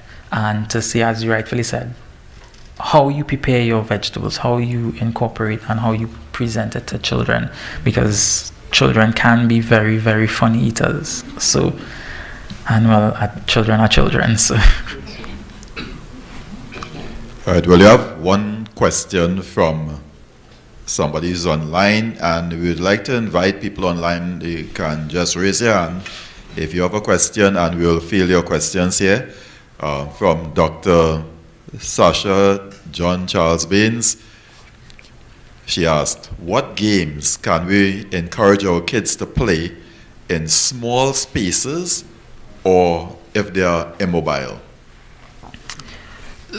So let me tackle the small spaces first. One of the things that you can do in small spaces is modify the space to fit. Use what you can to modify the space. So case in point, with one of the people that I work with, I tend to make a little obstacle course for her daughter. Her daughter is on the obstacle course while I work with my client and do what we need to do. So her daughter gets the level of activities. There are going to be challenges. There are times when she just have a little space to run. There are times when she's going to have to climb some stuff, move around, crouch, whatever the case may be, however the obstacle course I design at the time. So you use the space that you have, but you can modify what is in the space. And that's where you now, again, one of the things that I recognize and would realize with a lot of children is that children are very competitive when you put them in a little group, especially if they have siblings. And again, I can speak from personal experience. Me and my brothers, it is ridiculous even now. So you can use those things to your benefit if you know you have more than one child. And even if you don't have, if it's just one child and you are the parent, you can also be the competition. So you can use that competitive nature to your benefit. Games for those that would be immobile, I think the question was, Glen? It was mobility? Yeah, persons who are immobile. Right. As Dr. Ward would have said, being in a wheelchair doesn't necessarily, or not having legs in this particular case, doesn't necessarily mean that you're immobile. You can, and being active, as we would have said before, uses the body, it's bodily movement. So again, things like catch, they can play games where they involve things that they are going to throw, catch, and move around as best as or to their ability. So whatever the movement is, and even if it means using a wheelchair and rolling a wheelchair back and forth, that is still going to be some level of activity, because we're going to get skeletal movement, and we are also going to get that energy expenditure which is what we need and which is what we want. Okay, I have another one comment from Ms. Deborah Jack. She agreed with what was said about the diet and nutrition. She said the less visual that the vegetables are, is the less aware that the children would be that they are eating it, when we hide it from them. And then she asked the question about any other ways you can suggest making children more active than those who are predominantly less active. They don't want to do anything. Well, in this case, that is a very ticklish question, because it's going to depend on the child. Now, you're saying that the child does not necessarily want to be active. So what are you going to do? And this is where using that social part of it is going to come into play. Because again, I would tell people one of the reasons I got into playing cricket and football was because my brother played cricket and football. Now, I love playing cricket and football, don't get me wrong, but my brother did it. And again, if in this case the child is an only child, cousins, friends, always use those things to help get that child active, especially if they have one or two active friends in that group, or 1 or 2 active cousins in the group. So we're going to use those things to help get the child away from the devices, or out of the house to play. And then we can use play, because again, especially if it's a younger child, children love to. So try to get that socialization part of it, where we say, well, okay, you know what, how about we go have a play date with your cousins, or we're gonna just go to the botanical gardens and just have a picnic, and then we encourage that running around. Or we go to the beach and we start off with something as simple as, let's walk the full length and breadth of along the shore. So little things that we do, we can start small. So we always try to start small, especially in the cases where the children may not necessarily want to do it. So same thing that I would say for the diet part of it, start small and build on those foundations. Same thing for the exercise or the being active part of it. Start off small with something as simple as, okay, let's just go take a walk. Something that I worked with, I tried with a client of mine as well. I encouraged her to get a pet, get a dog. So she's like, her son wouldn't, for the life of her, would not go and do anything. I said, okay, get a dog. And then started training the dog. So you started to take the dog for walks. And then, you carry your son. And then more and more, you let your son go carry the dog for the walk. To the point where now, son is always, it became a habit where her son actively takes the dogs for a walk. Then she got another dog.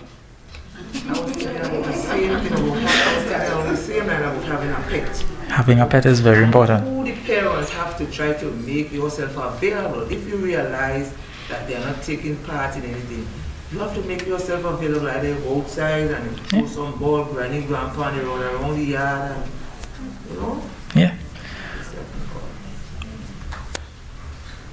Is it too much to, if the child doesn't want to take part in an activity? Okay. No, if you're not raising and wait for the mic, because you have to go online. So that's not dramatic. My question is, okay, I have a very hyperactive son and he's a very picky eater. He would only want like snacks. It would have certain snacks that he wouldn't eat, but he loves like the gummy bears and the artificial stuff. And he would rather tea over food. In a situation like that, what would you recommend? So I'm just making sure I get the information right. You said he would prefer tea over food, and he would like the snacks like gummy bears, so stuff that are leaning more to sweet stuff. Smoothies are going to be a friend, because in this case he prefers to drink his nutrients versus eat them. And with smoothies, once you can get them to fall in the line of, okay, I'm not tasting the vegetables part of it, which a lot of children would screw their face towards, they'll drink it. So try him with a little smoothie here and there. It would have certain things that you would give him, and he would just be like, I don't like it. And once he say he don't like it and he push it away, he don't want it. And again, in that case, how you prepare certain things are going to be an important role. For the hyperactive part of it, you're going to have to figure out ways to manage his energy. So he is going to need to be more active. He's also going to need to be mindful of those sweets, because again, he is hyperactive. So the more sugar you give him, sugar is gas in a car, you're gonna go. So you're gonna have to manage his sugar intake as well. So in case, and again, I can use myself and speak about myself, what my mom would have done was she gradually stopped me from those sweet snacks and started to get me more on the fruits. And even then, it was certain fruits at certain times. So you're gonna have to be mindful of things like that, especially when he starts to get older and that hyperactive part of him is gonna probably have issues.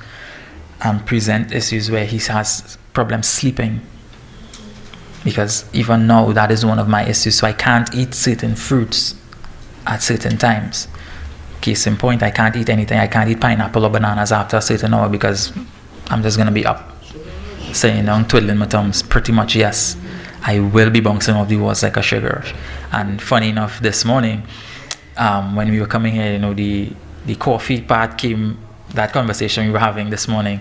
And I can't do it because me on coffee is going to be me just hyper and bouncing off the walls. So what you've put into his system is what you're going to get out of it in this particular case, and you're going to need to be mindful of that. With respect to him and what he eats, you can really try these smoothies and see how he reacts to those, because with these smoothies, again, you control what fruits go into it and you control the sugar levels. We have a question from Ella, who is online Zoom. All right, well, while we are waiting for Ella, we have a question from Anselm. And he asks that you, as a physiotherapist and as a trainer, would you ever consider training a person with a disability to actually participate in a bodybuilding competition, and what would be the challenges involved? So, to start off, yes, I would. And the challenges that would be involved would be that person and their level of motivation, dedication, and what they want from it. Because truth be told, in a situation like that, it really doesn't matter person has disabilities or not. It's going to be whether or not that person has the drive to do it. So in this instance, yes, I would work with someone who has disabilities to be a bodybuilder, to be anything, to participate in any sport. On the question about the nutrition thing as well, what I would suggest too is to read your labels on all the food, because we have a lot of false advertising, inverted commas, in that people put a lot of things on packaging that says it's healthy and it's organic and it's all sorts of different things. And when you really look at the back and you start to read the content, when they say vitamin C, and vitamin C is the last ingredient on the back, which means it is the least amount of stuff. So even like soft drinks where you see, or juices is a big false one, where you see juice packages and you say, okay, I'm giving my child juice. And when you look at it, the content of juice is like 2%. And the rest is sugar and water and flavorings. So it's very important to read things like that. And then what I would suggest for your son as well, is your son? How old is he? He's 4, right? So really and truly, you are in control. And he is developing habits.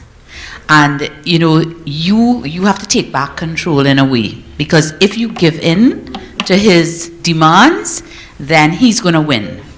And also, there's so many recipes and different things online now. If you Google, like kids meals, healthy meals for kids, that's a good way too for you to get ideas. Because, food now is like, everybody's a foodie. And if you watch these videos and stuff, you could prepare lots of creative things in the kitchen that we don't really think about, like how to make a mac and cheese, how to, use your proteins and different things, like a chicken, and kind of hide it so that they like it, callaloo, all that kind of thing as well. And even making fruit popsicles. You freeze you could squeeze the fruit, the orange juice, and the different things, and make like suckers, what the children love, penny cool kind of things, but with healthy stuff in it, so they get to like it. All right, we have one comment from Ella, who is online. Yeah. Oh, this is This is from Chanel James. She said she is really happy that the world is placing more emphasis on inclusion, especially when it comes to the classroom. She has learned so much by just listening to Dr. Ward's presentation. Her personal story really moved her. The way she dealt with her situation tells us that we do not have to be defined by what the world sees us as.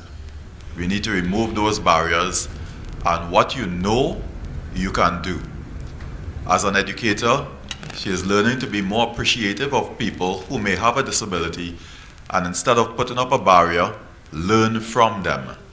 Dr. Ward, you are a perfect example to the world in inspiring yourself and others around you. Thank you. Back to what, going back to what was said before, one thing I would encourage as well is that when you're making these snacks for the children, encourage them or involve them in the making of the snacks so that they will have, have an identity to it. I made this, I helped mommy make this, and that will also encourage them to use or utilize that snack. What it will also do is get them in the habit of, okay, I want a snack, let me go make it. Yes. So it started off as something me and mom or me and dad would do together. But now I want a snack and mom and or dad not home, but I want a snack. Yeah. So I'll go make the snack because I learned how to make it. So now I'm not going to reach for those unhealthy stuff. And sometimes we just to try to avoid buying some of these unhealthy stuff. So if they don't have them, they wouldn't want them. All right. And piggybacking on what my sister just said about reading the labels. Trust me. Another big one is soft drinks. Don't keep soft drinks like all the Coke and the Gelitas and stuff. That is just like sugar high, Yes, reading those labels are very, very important. Because I have a 10-year-old granddaughter, she's 10 now. And there are some things that she's not supposed to use. But she's so smart. She's reading the labels. But one day her granny went out the road and I see this nice biscuit. I said, wow, this is a nice biscuit to carry home for her.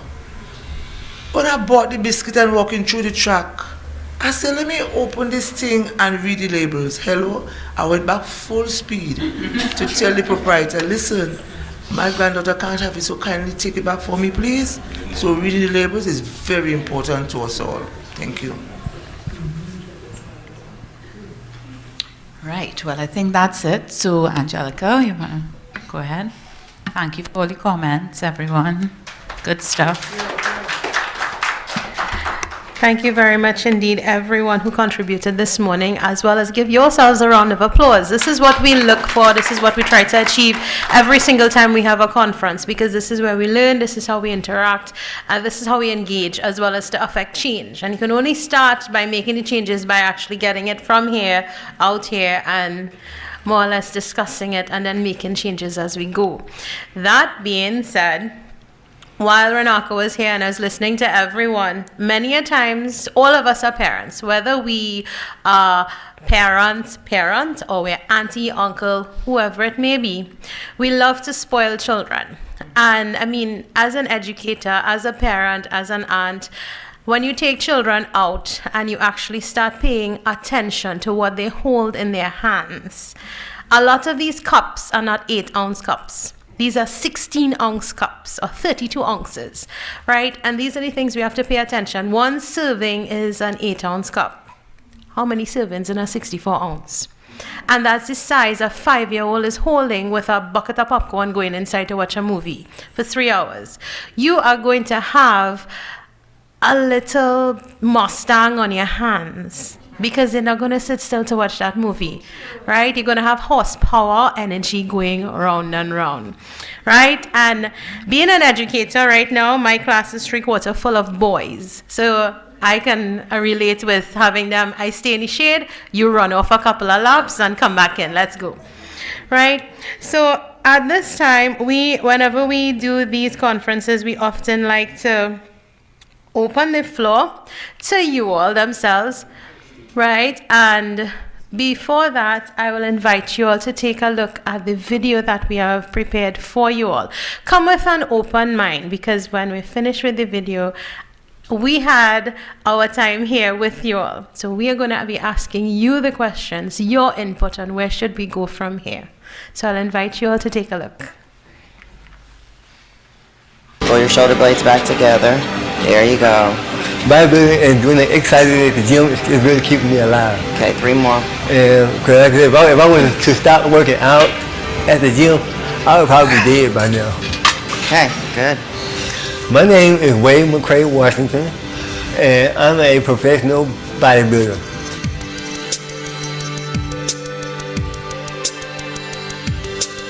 Let's see that program. Yeah. I don't know if you can see 'cause my hands moving. I was diagnosed with cerebral palsy at the age of 11 months. Then I was diagnosed with scoliosis at the age of 12. Deep breath. When I first went to the doctor, they had told me that I was not going to live to see 10 years old. Wade and I have been friends here at the gym. I'm his personal trainer. Me? Yes. And he approached me with a very serious tone. And he told me that he wants to do a bodybuilding show. You know, one of my goals was to be a bodybuilder. The other one was to be a professional wrestler. But the wrestling was too dangerous. In the beginning, he didn't have the control to get on a machine and just work the body parts that we were intending to work. His hands and his feet need to be stabilized. You in? Yeah. All right. So I got very creative and I built up, apparatuses that would fit him in order for him to secure himself and actually pull with the muscles that I was wanting him to do. Up, up, up, up, up, up, up. Yeah, instead of it telling you what to do, you're telling it what to do. Yeah. So let's tell it what to do again. Okay. Okay. The way I approach everything, every time I train, I have to focus a lot harder and a lot more on what body part that I'm working on to make it work right for me. Wow. It has improved a lot. It has improved a lot. The basic happiness that comes from feeling strong and feeling able instead of disabled is a big deal. My body has gotten a lot straighter. I have people tell me that I'm taller. I'm actually standing still. My body is calm. Seeing Wade accomplish his pro status as a bodybuilder was the most unbelievable experience. This was something no one ever thought could happen. And it happened. We made this happen. It's been amazing. And I'm blessed to have a coach like Tina, a friend like Tina. I enjoy being a pro bodybuilder. It's my lifestyle now.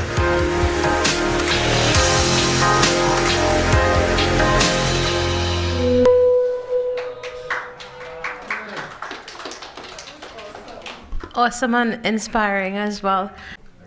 Okay, so we're moving on to another video at this time, and I'd like you all to draw your attention there as well. Thank you. We wanted to end tonight with a story of strength, endurance, and a 21-year-old Florida man's heart of iron. Chris Nikic has spent 21 years defying the odds. His first Olympic race. Chris has Down syndrome, but he's never let that slow him down. Every day he vows to be 1% better. A concept he learned from his father, Nick. You wake up every day thinking, how do I get just a little bit better today than I was yesterday? One more push-up, one more lap, one more mile. His motto? Just do it. You just do it. You can't, listen to doctors. For Chris, it was never about his disability. It was about making the impossible possible. Buy a car, become a homeowner, marry a pretty blonde like his mom, and complete an Ironman. A grueling 140-mile race that includes swimming, biking, and running in one day. This is normal for us. The Special Olympics paired him with veteran Ironman Dan Grebe. The two are now best buddies. You have to earn it. And it's 140 miles of blood, sweat, and tears. Go faster. At mile 80, an inspirational pep talk. You're done with 2 out of 3. You're almost an Ironman. Chris finished the race in 16 hours and 46 minutes. Making history as the first Ironman finisher with Down syndrome. You know, his low expectations for him and everyone that followed behind him are now forever gone. You need to set big dreams and big goals. It's the only way you're going to figure out what you're really made of. What an inspiration, right? Well, guess this. Chris plans to compete in the World Ironman next year and the Special Olympics in 2022. So go, Chris.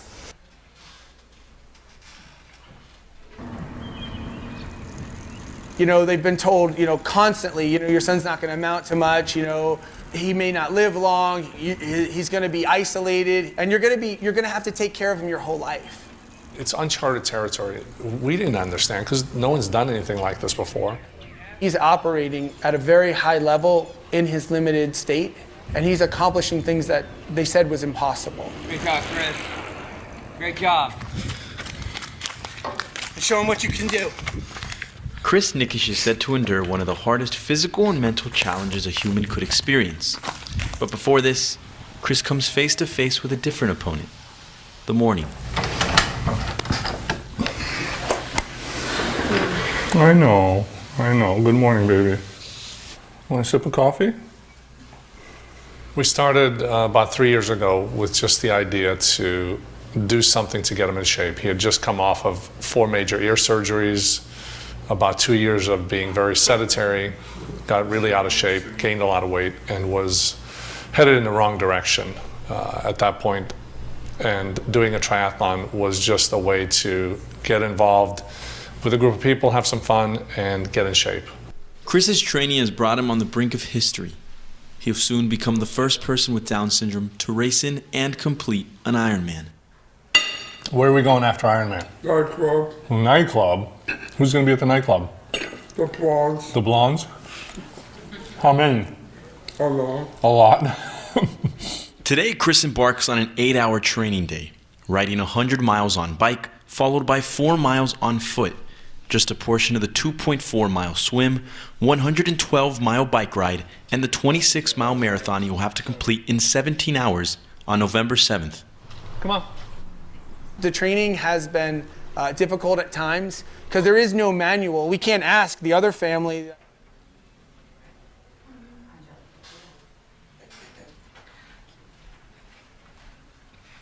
So interestingly, what Lisa just showed you through the videos, we recently had our own athletes in the Special Olympics. Yes? Anybody knows how many medals we won? We won 20 medals, 20. And the thing about it is that it's interesting that we don't know. So give them a round of applause. Right? And I quote, so I want to make sure that I'm correct here in quoting. The team earned 7 gold medals, 5 silvers, and 8 bronze medals, in addition to 2 fourth place and 6 8th place ribbons at the tournament. Now, why wasn't that highlighted a bit more? Right? 20 medals, gold, silver, and bronze. And this took place in Berlin, Germany. Makes you wonder, right? And it's not to say that the information is not there. So, food for thought. So, before we actually close, and you can see the abilities that these individuals have, right? So it's not a matter that we cannot do it. And it's not a matter that you are not able to do it. The disability community is the easiest one to join. And any one of us can join it between 5 minutes or 5 hours. Does not matter. So, as we go to the next part of our conference, at this time we're going to invite you all, and we're going to be asking you all questions as well at the round table there for panel discussion. So we invite you all to be a part, and you all who are viewing us on Zoom, whether you're at home or at work, to join us there. Thank you. Before we go, I want to say one thing. No, not good. Not good. Right here. I am proud to say one of those children who represented the Special Olympics are our dearly beloved own, the Andre Merkel. I am so disabilities. Come right into me. Yes. I'm proud to see that. That's actually my very All right, so this is the up close and personal segment of the morning. Okay, so at this time, we open the floor to you all. But before we do so, we would like to ask you all a question related to legislation. Where do you think we should go from here as educators, as parents, as leaders of a generation that is coming up? What is your take? And we would like you all to participate and share your views, as well as those of you all who are online joining us now. We would open the floor to you all to give you the opportunity to share with us.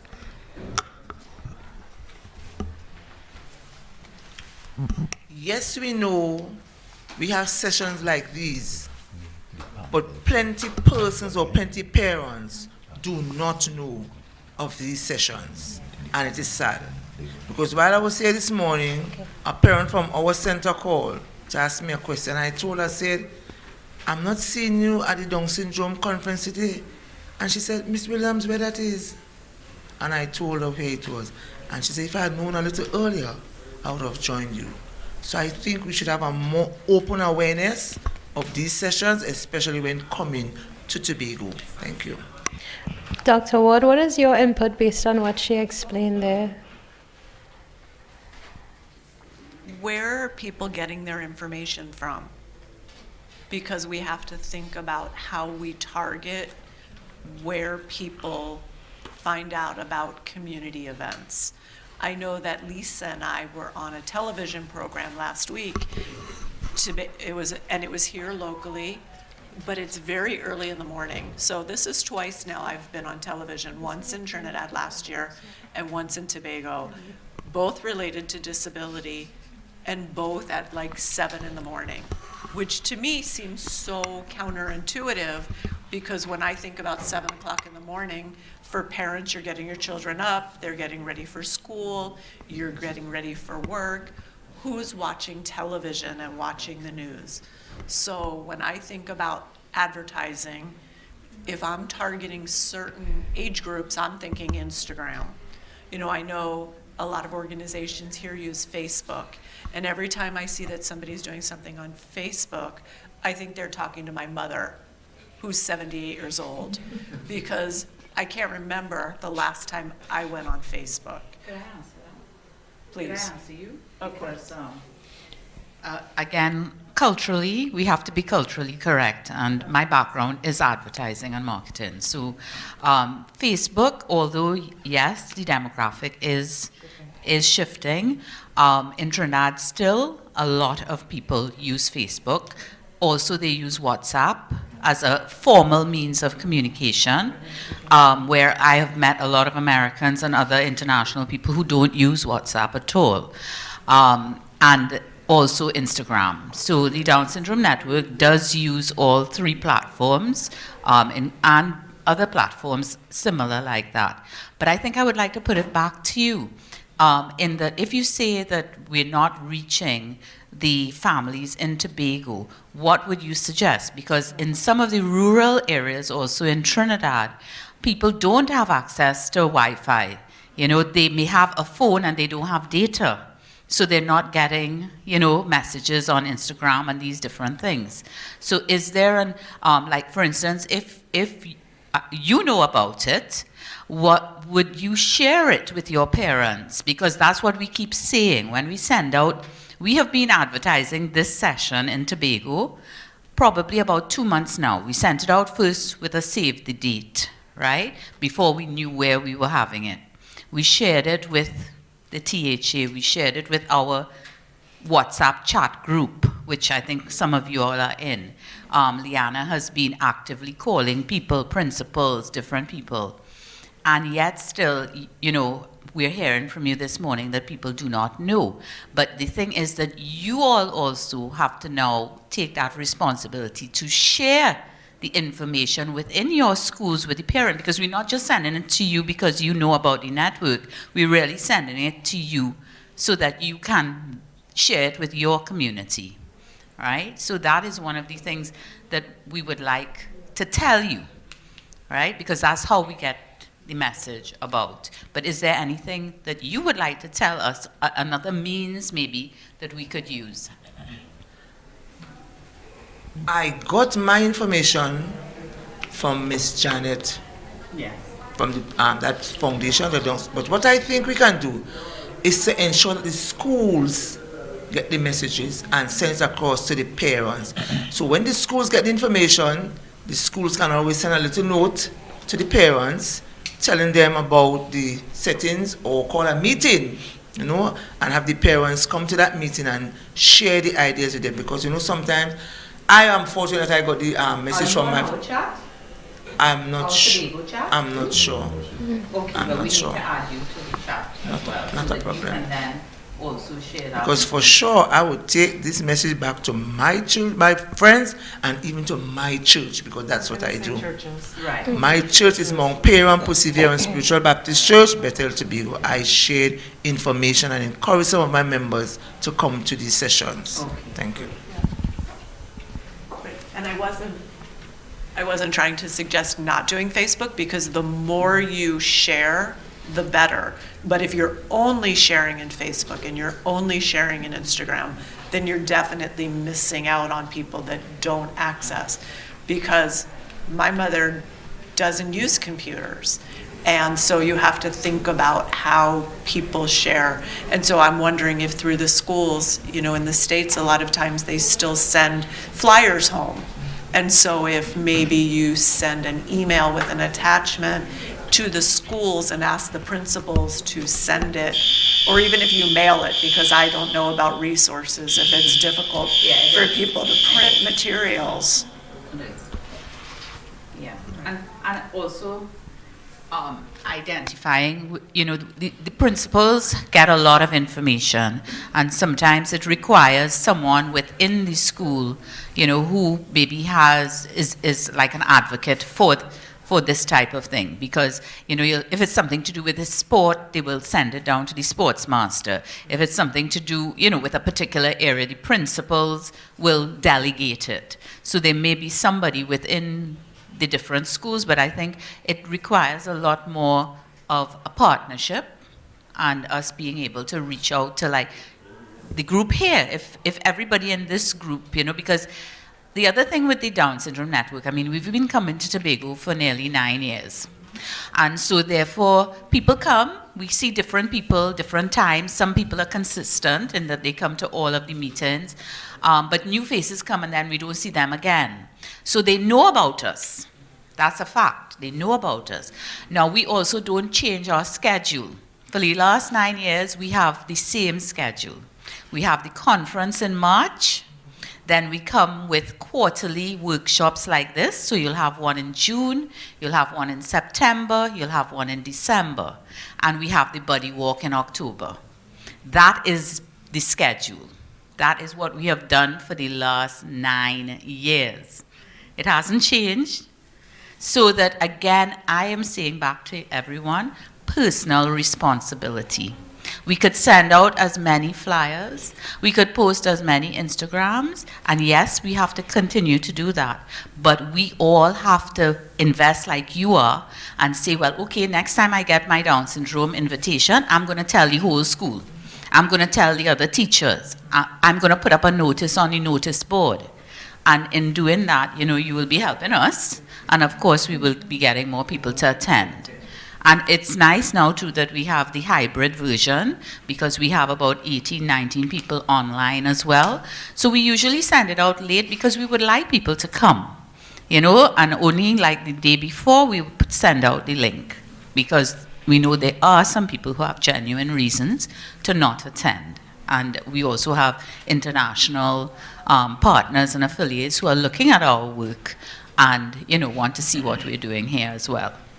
So we need to keep them informed. Okay, well, like I said before when I introduced Angelica to read the poem, I just love hearing her voice. Oh, Lord. So we've been talking a lot about legislation. So now I'm going to ask her, why do you think legislation is important in society right now for persons with disabilities? That's actually a very interesting question, but we normally look at it for Trinidad and Tobago only at first, but when I have to answer, it brings me back to my college days actually, when unfortunately we would not acknowledge inclusion at all. It is there, yes, we know the word, but to really say we understand its definition, its meaning, and how to implement it had been up in arms. I remember colleagues and myself, we debating in school, and I'm seeing one of them waving at me right now. And we are debating the concept of inclusion and what inclusion really means and how it will affect us, and we would have been the next stalwarts going out there to make a difference. And I mean, we fast forward to now, and I remember the Student Support Services Division table only being that, a table and a chair at the point in time.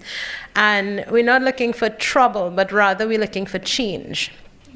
And the legislation that we have is a lot more international legislation that we more or less adopted down here in Trinidad and Tobago. And the significance and the purpose for legislation is to ensure that it is being done the way it is supposed to be done. The accountability, the adaptability, as well as to ensure that each and every single person has that identity, no matter the disability that they may have or be assessed for. Now, my answer will be very, very different, because it's not only legislation that we need, we must see it in action, right? A lot of times we have so many laws that are in circulation, but none of them are actually put into practice. And many times they're gathering dust, they're archaic, the language is very stunted, and it's very limited based on what its purpose is for. However, in this day and age where we have the international laws, No Child Left Behind Act, we have the free and appropriate public education for each and every single child, looking at the international public law 94142 IDEA, and I could go on and on and on. We have this based only on international perspective. A lot of our things that we have right now are drafted policies. And as Dr. Ward mentioned, it's a draft of a policy. It has not been in circulation, it's not being implemented, and if it is, it's how it's being implemented. Now, I'm not looking to go up for the political stand or anything like that, but I would love to see it actually being made possible in our classrooms as educators, and that's the other thing that connects to. In all honesty, I believe every single educator should be trained to be able to interact with a child with a disability without having to call, well, I'm not trained in that, so hand them over to the next one, right? We are in a profession that needs to be changed, and while we have so many different things that are stacked against us, when a child comes to us, those who are genuinely in this profession for the sake of education will see the child.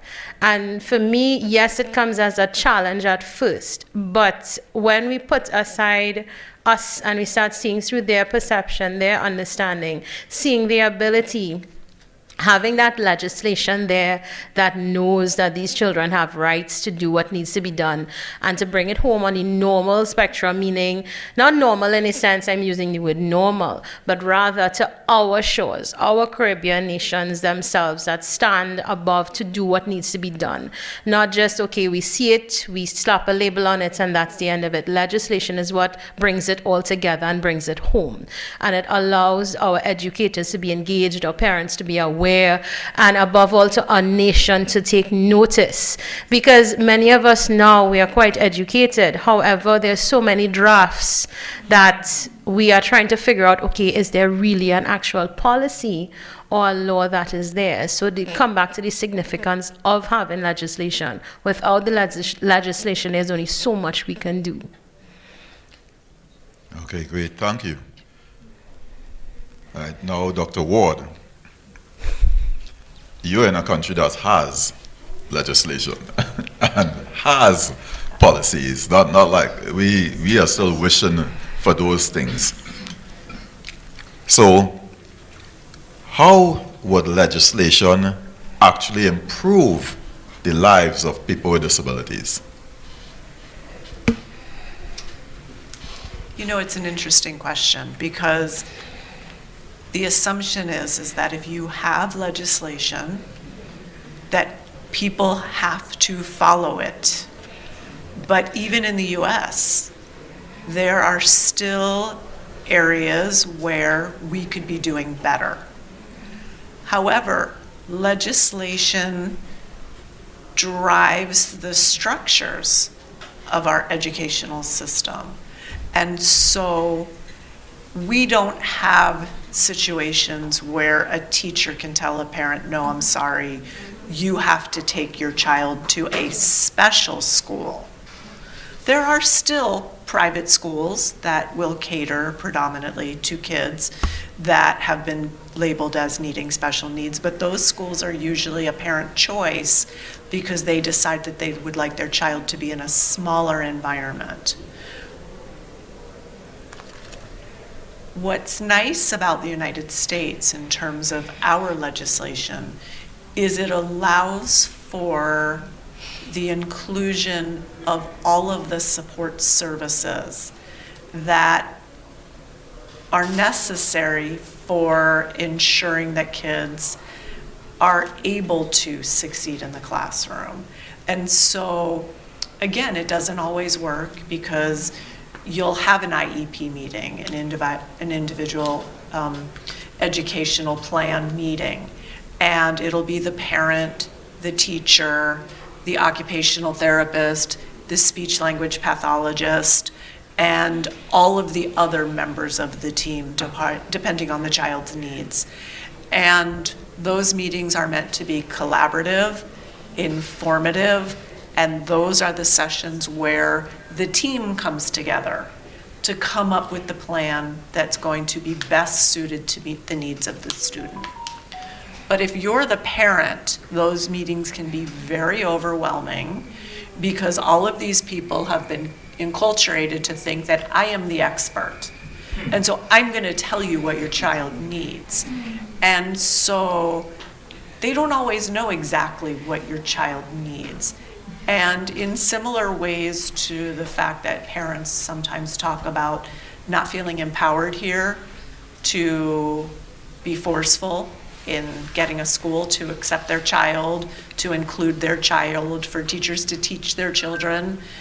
When parents disagree in an IEP meeting, some parents don't feel like they have the language, the understanding to push back because these are the professionals. Just like when you go to the doctor and the doctor bulldozes over you and doesn't let you ask any questions, or they speak down to you because they assume you don't understand anyway. So it can be very overwhelming, but the process is in place. It is dictated in law, and you can challenge the school legally, and the school will have to provide. But you have to have the wherewithal, whether it be the financial resources, because obviously in the same way here, if you economically have the resources, you're better equipped sometimes to provide the services that your child needs. In the States, you see that as well, because if you don't have the resources, you don't have access to the information. And sometimes it's just an efficacy. You know, I don't feel like I know where to look for the information. I don't feel like I have the right language to make it clear to these professionals what I think my child needs. So if I don't feel like I'm equipped to do it, I might sit there in silence and just take what they have to say. So it's about empowering people to recognize that their voice matters and their viewpoints matter and the needs of their children matter, so that you can enforce what's already there that you're eligible for. And you can go back to my own personal story where when I became disabled, I didn't know what my legal rights were. And I already was struggling with what it meant to be a new mom with this disability. When I asked the doctor what the long-term prognosis was, the doctor told me, this is outside of my area of expertise. I don't know. And I'm like, you're an obstetrician, this was an obstetrical injury. How is this outside of your scope of practice? How is this outside of your knowledge base? The right response would have been, Mrs. Ward, that's a really good question. I don't know that answer right this minute. Let me do some research and set up a time to meet with you, and we'll talk about what I found. So you don't always have to know the answer, but you don't have to be so dismissive of people. So if I'm the parent and I think my child needs something and the team doesn't think so, or they're not sure, the appropriate response is let us come back, let us take a break here, let us reconvene as a team, let us think about what it is that we can do for your child in this setting that makes sense.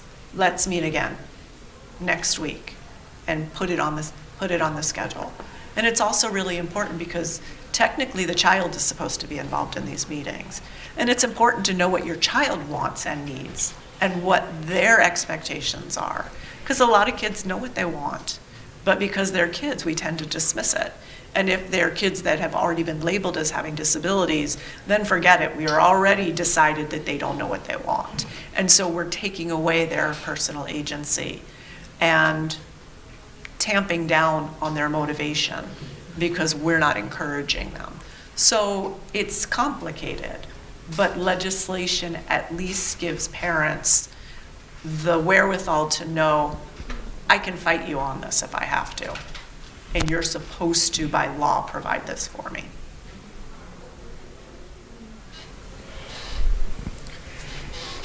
Well, as parents, we know too well about hearing teachers tell you what your child can or cannot do or capable of, as well as the doctors. And I remember them telling me that my son might never walk, might never talk, all the things he might never do, and look what he's doing now. But it's almost like if they want to give you the negatives first, but if you focus on the negatives, as Dr. Ward said, coming from a professional, you would think that they know best. And if you focus on the negatives, then there's nothing for you to look forward to with regard to your child's future. All right, so Mr. Gittens. Yes. Given your, as a, of course, health, wellness, fitness professional, also in health and safety as well, what do you see the majority of the challenges that you've been interacting with schools, with companies? What do you see the challenges that persons with disabilities are being faced with because of the lack of legislation? Because of the lack of legislation, some of the challenges that they would see is, well, for starters, just to be. And I can use a perfect example. While working in the health and safety field, I would have visited a school, and there was a child walking with 2 crutches, had class on the 2nd floor. So going up and down stairs. So I started to ask questions along the lines of, we have an emergency. It doesn't matter the emergency, but we have one. We have to evacuate. Who is the person that will be designated to aid the student? Principal looked at me. She looked at the vice principal. Vice principal looked at someone else. Someone else looked at someone else. And they looked around. And I'm sitting in the middle of this room. And I'm staring at each person there. I said, you're a principal, the vice principal, head of department, deans, and you're telling me that no one is assigned to this student. I said, okay, let's put this to the test. I got up and I pulled the fire alarm. I pulled the fire alarm. It's like, this has become a fire drill. You have, by law, you have 2 minutes to clear this entire building. Move.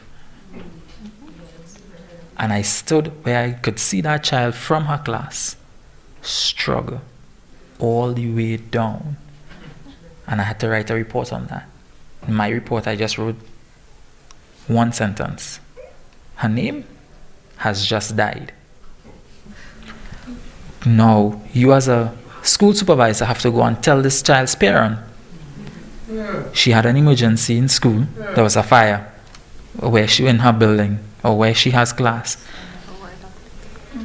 She didn't make it. And then explain why. Because if that parent comes to me, I am not one to sugarcoat it. I am going to tell you exactly what happened and why. There was nothing there for that student. You know what? Fine. We said, let's look at it this way. There was a deputy permanent secretary who had mobility issues, working in the head office in the Ministry of Education while I was there, writing up a policy. And then I asked the deputy permanent secretary, who is responsible for you if something happens, if we have an emergency, we have a fire? Who is helping you get to the muster point? Who is helping you down the escape? Who is helping you move from point A to point B? And she looked at me, I looked at her, and we had the same thing. This is a deputy permanent secretary. One of the highest ranked officers in a ministry. And nothing was made for her. So, personally, from the health and safety perspective, survival in an emergency. Now we sit and we could say an emergency doesn't really happen every day, any type of day. However, that doesn't mean we should not be prepared for it. And this is where legislation would come in. So the lack thereof shows there's no accountability for anyone. So how can we now explain, or how can we stand and expect a school to provide, as we would have discussed, move a class, make sure a student who has mobility problems, who has issues with moving from point A to point B, is on the ground floor and is in a position where he or she can easily get to a muster point. Put things in place for that child to have an aid. Not just for learning, but again, for access and egress. These are things that are going to be important from a safety perspective. Now, the manager at the time, I told him, I said, okay, if there's an emergency, you can get up and you can leave. But do not come to Runako Gittens to have to go and explain to someone that their parent has died. Their aunt, their uncle, mother, father, grandparents. Why do we not have things in place for this? And that's where legislation would come in. Accountability goes a long way.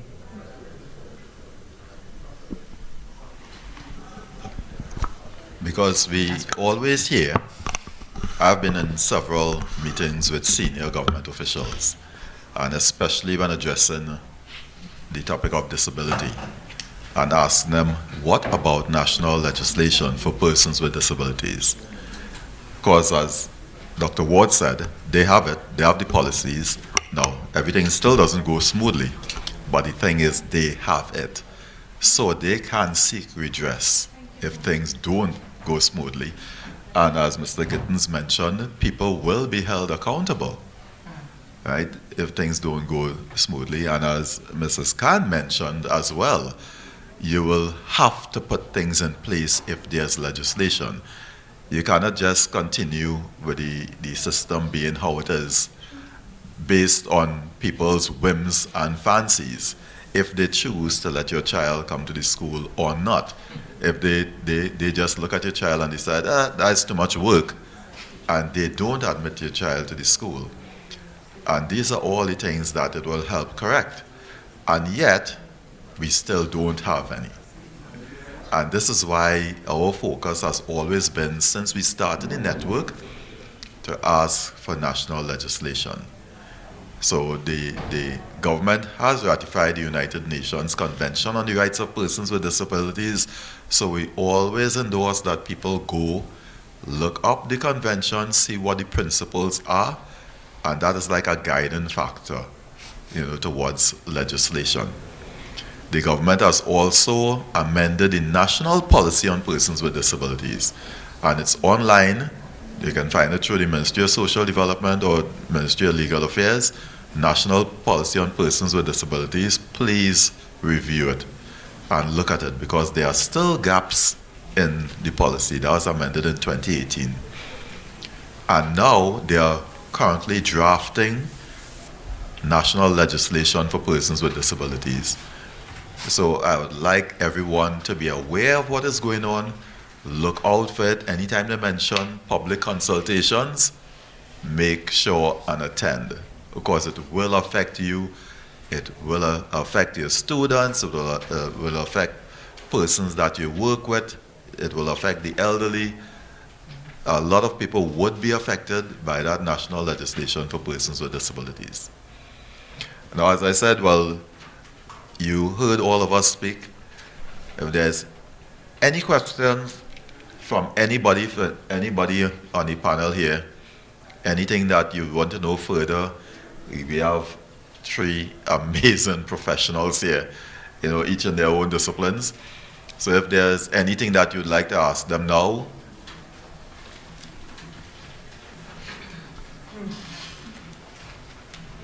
Anyone? Any final questions?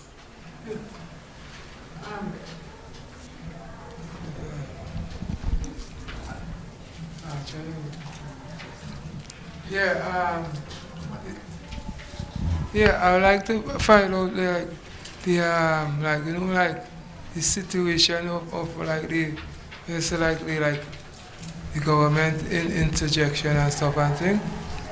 You know what I'm talking about? When I said she said that she did talk to the government and there was I couldn't recall exactly what she was saying, that government making remember I was saying that the government was making legislation and stuff for that, but you have holes in it, loopholes. Or the gaps in the policies. The gaps in the policies, the draft policies, right, yes. Right. So those things still in effect to work on it.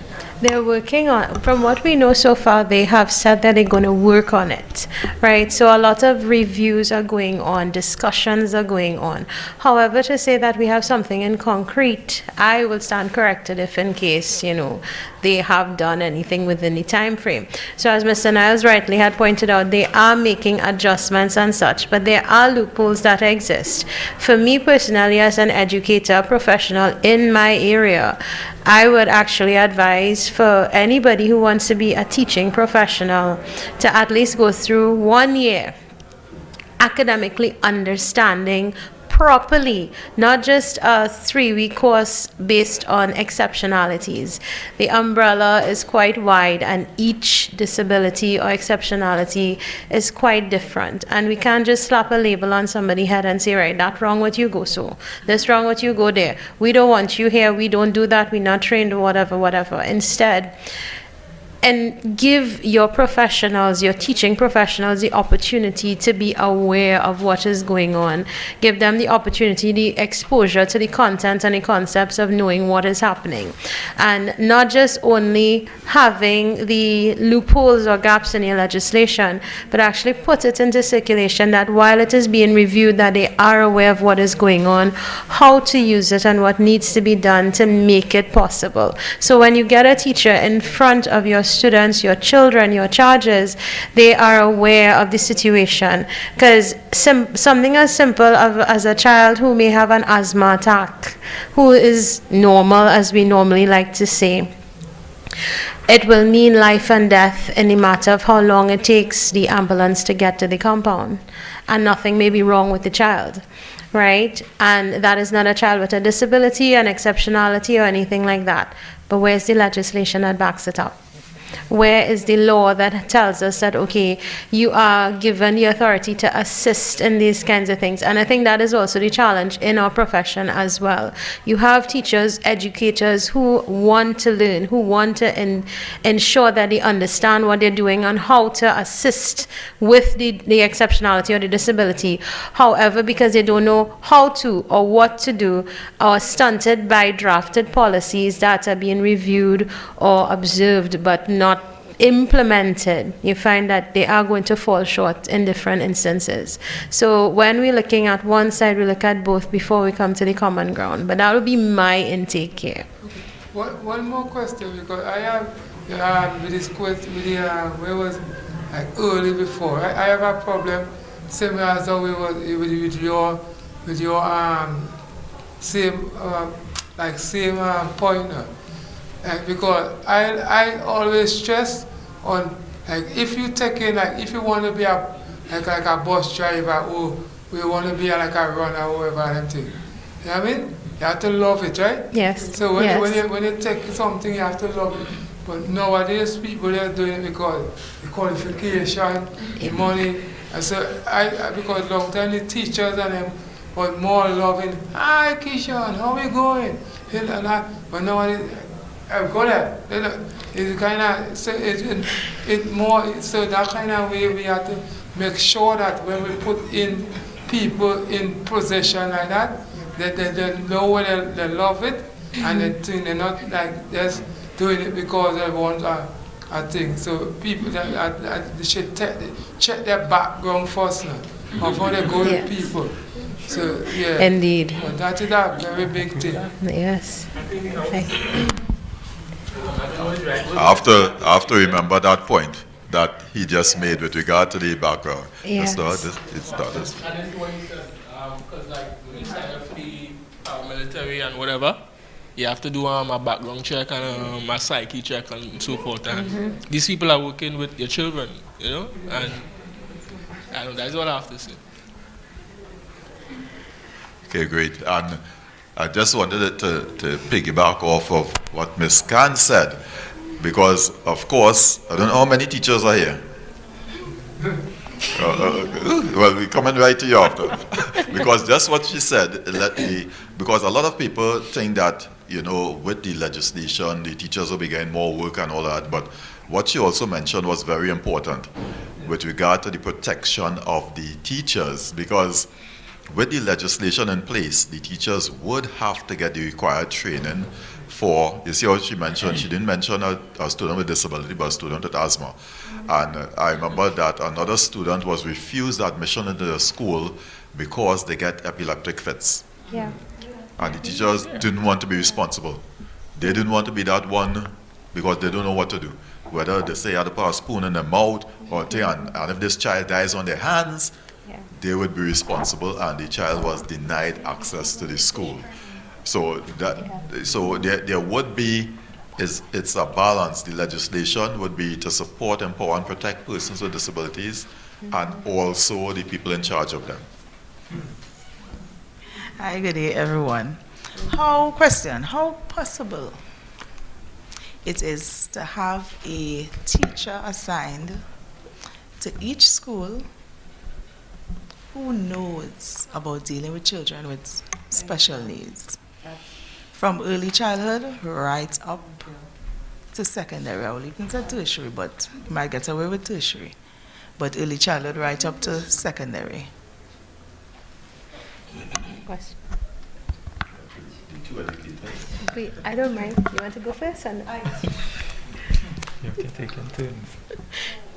It's just common sense. Like, it just makes sense.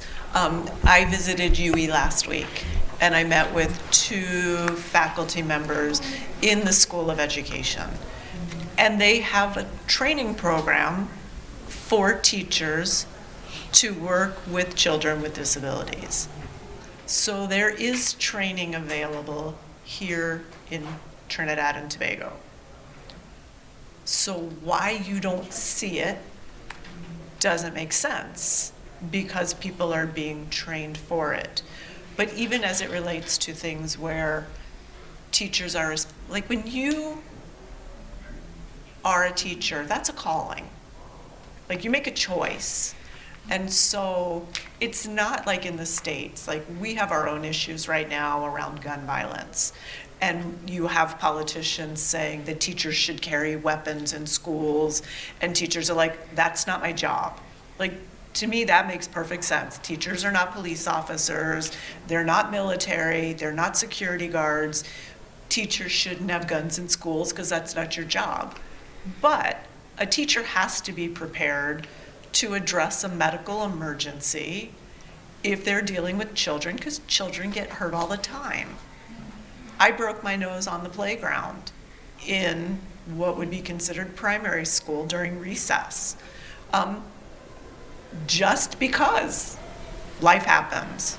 Kids fall down, they break bones. We have school nurses. So there have to be professionals in the environment that are prepared to deal with certain situations. But again, when you were talking about safety,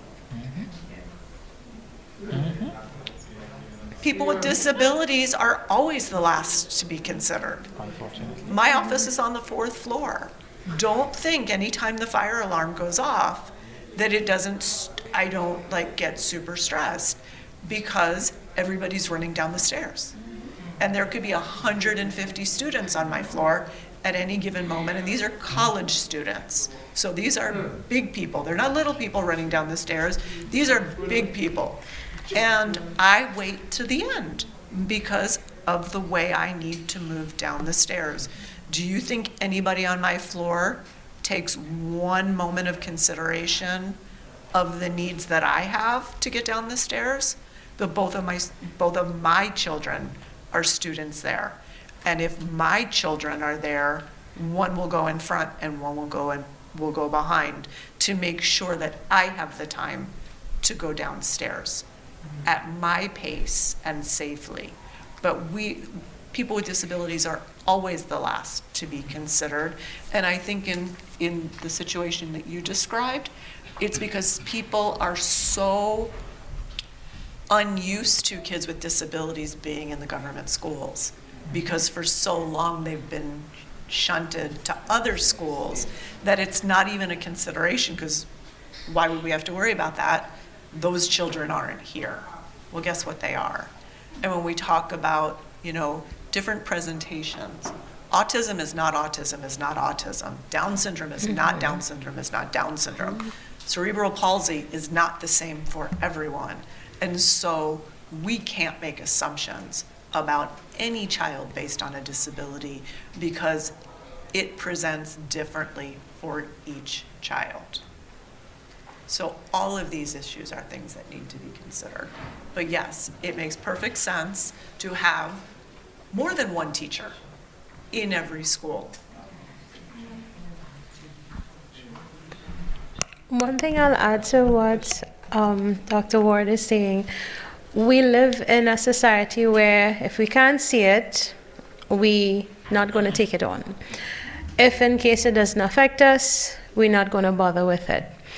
And we only realize that it comes to nestle in a place in our backyards when, unfortunately, we are going through it ourselves. We have a child that we associate with has it, or God forbid, we ourselves end up in the driver's seat having that disability to now speak to. And there's another saying we like to say, God is a Trini. Only when the storm reached and suddenly, like, God is a Trini, man, that person screen button with it. But as she rightly said, children being there in our classrooms, only when they come to our classrooms, suddenly you have the ones who are going to actively engage, and then you're going to have the ones that are going to put on the blinders and pretend, okay, it's not there. And I say it's on purpose because many a time they don't know what it is. And I know how that sounds, but I do not want to say it badly, because they are not sure if they assist the child, they don't know what they're going to deal with at first, whether it is the child, the ability, the disability, or the discrimination that comes with it, right? And I'm speaking from an educator's point of view, being in this system for 20 years and more. And my training didn't start now, right? So as educators, I agree we should have teachers for the level trained in aspects, and this is why I believe now is the time we need to have the medical sciences combined with education to understand where we're going. No longer must it be that it's a status point. Well, I'm doctor this and you shut up, you are just this one and this qualification, and use the largest of words of the dictionary themselves, and you're watching like, I have no idea what you're talking about, right? It needs to reach a point where the medical sciences meets the educational strategies being implemented in the classroom to see exactly what our children are capable of. And I say our children because many of us are handicapped in one way or another, right? And as we get older, disability comes in whether we like it or not. We are just, as Dr. Ward rightly said, cerebral palsy carries different faces, different ways. Same thing with dyslexics, ADD, ADHD does not matter. It's how the child is brought up, it's the type of environment the child is exposed to, the type of learning strategies, and above all, play. And that is what we fail to realize, because even in my class, my little ones will bring the blocks, the cups, the spoons, and we play in restaurants. But mind you, when I ask them, so what is the bill? $1 million gazillion trillion. Excuse me? It sounds funny, but they are calling numbers, they're calculating, they understand the concept. And some of my children, you know that, okay, something may not be going on where it needs to be. And this is in school, this is outside of school, because I work with other children as well. But at the end of the day, if we as educators, and even to train our educators properly to see the abilities that these children have, and as again Dr. Ward said, we have those facilities. We have the Dyslexic Association that have different trainings, different workshops. We have our workshops as well, right? So we invite you all to be here. And you see that word called networking. As educators, it is no longer this competition to who could be the greatest and keep knowledge to yourself. It is a time where we need to network. We need to talk with each other. We need to find out, hey, look, I don't know. I have a child right here. They came in. I'm not too sure. They're blind. And I'm not too sure if they're on the autistic spectrum. What do I do? What do we have in place? Where do I go from here? And these are the things we need to have in place. So I wouldn't just say only have a teacher in the classroom, but rather build that part where medical sciences meets education in order for us to go forward together. So, Miss, I have a question for you. Seeing that we do have those certificates where we can now have teachers in school to deal with children with disabilities, do you think it should be something that is mandatory in the qualifications of a teacher? Yeah. So now we have students, because as we know, children grow. Mm-hmm. Some will grow very quickly, some will take their time, and then some grows on a slower rate. But as we go, as they continue to go throughout the school system, they're not going to stay in the same class forever. And especially when you hit secondary school, they're going to have multiple classes. So now it's not going to be one teacher just dealing with that particular student. Several teachers has to deal with that particular student now. So shouldn't that be something that is there as a mandatory qualification for teachers? I agree, yes.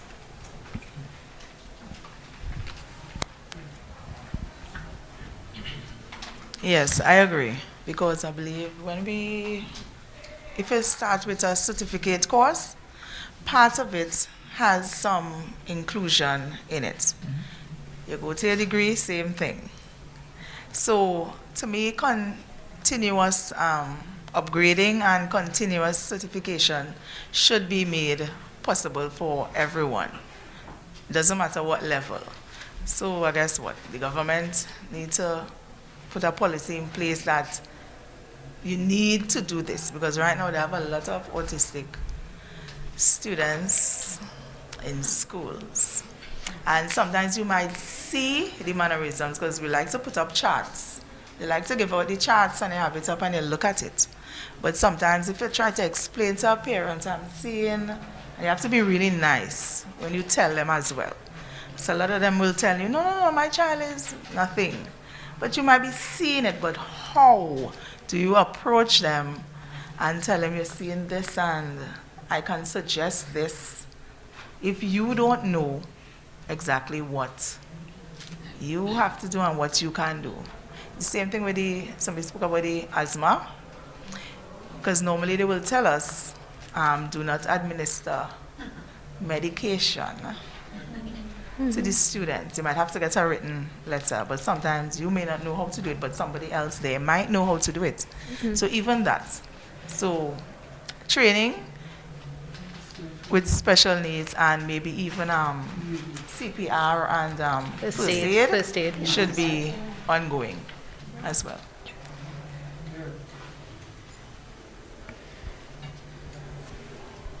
Anything else?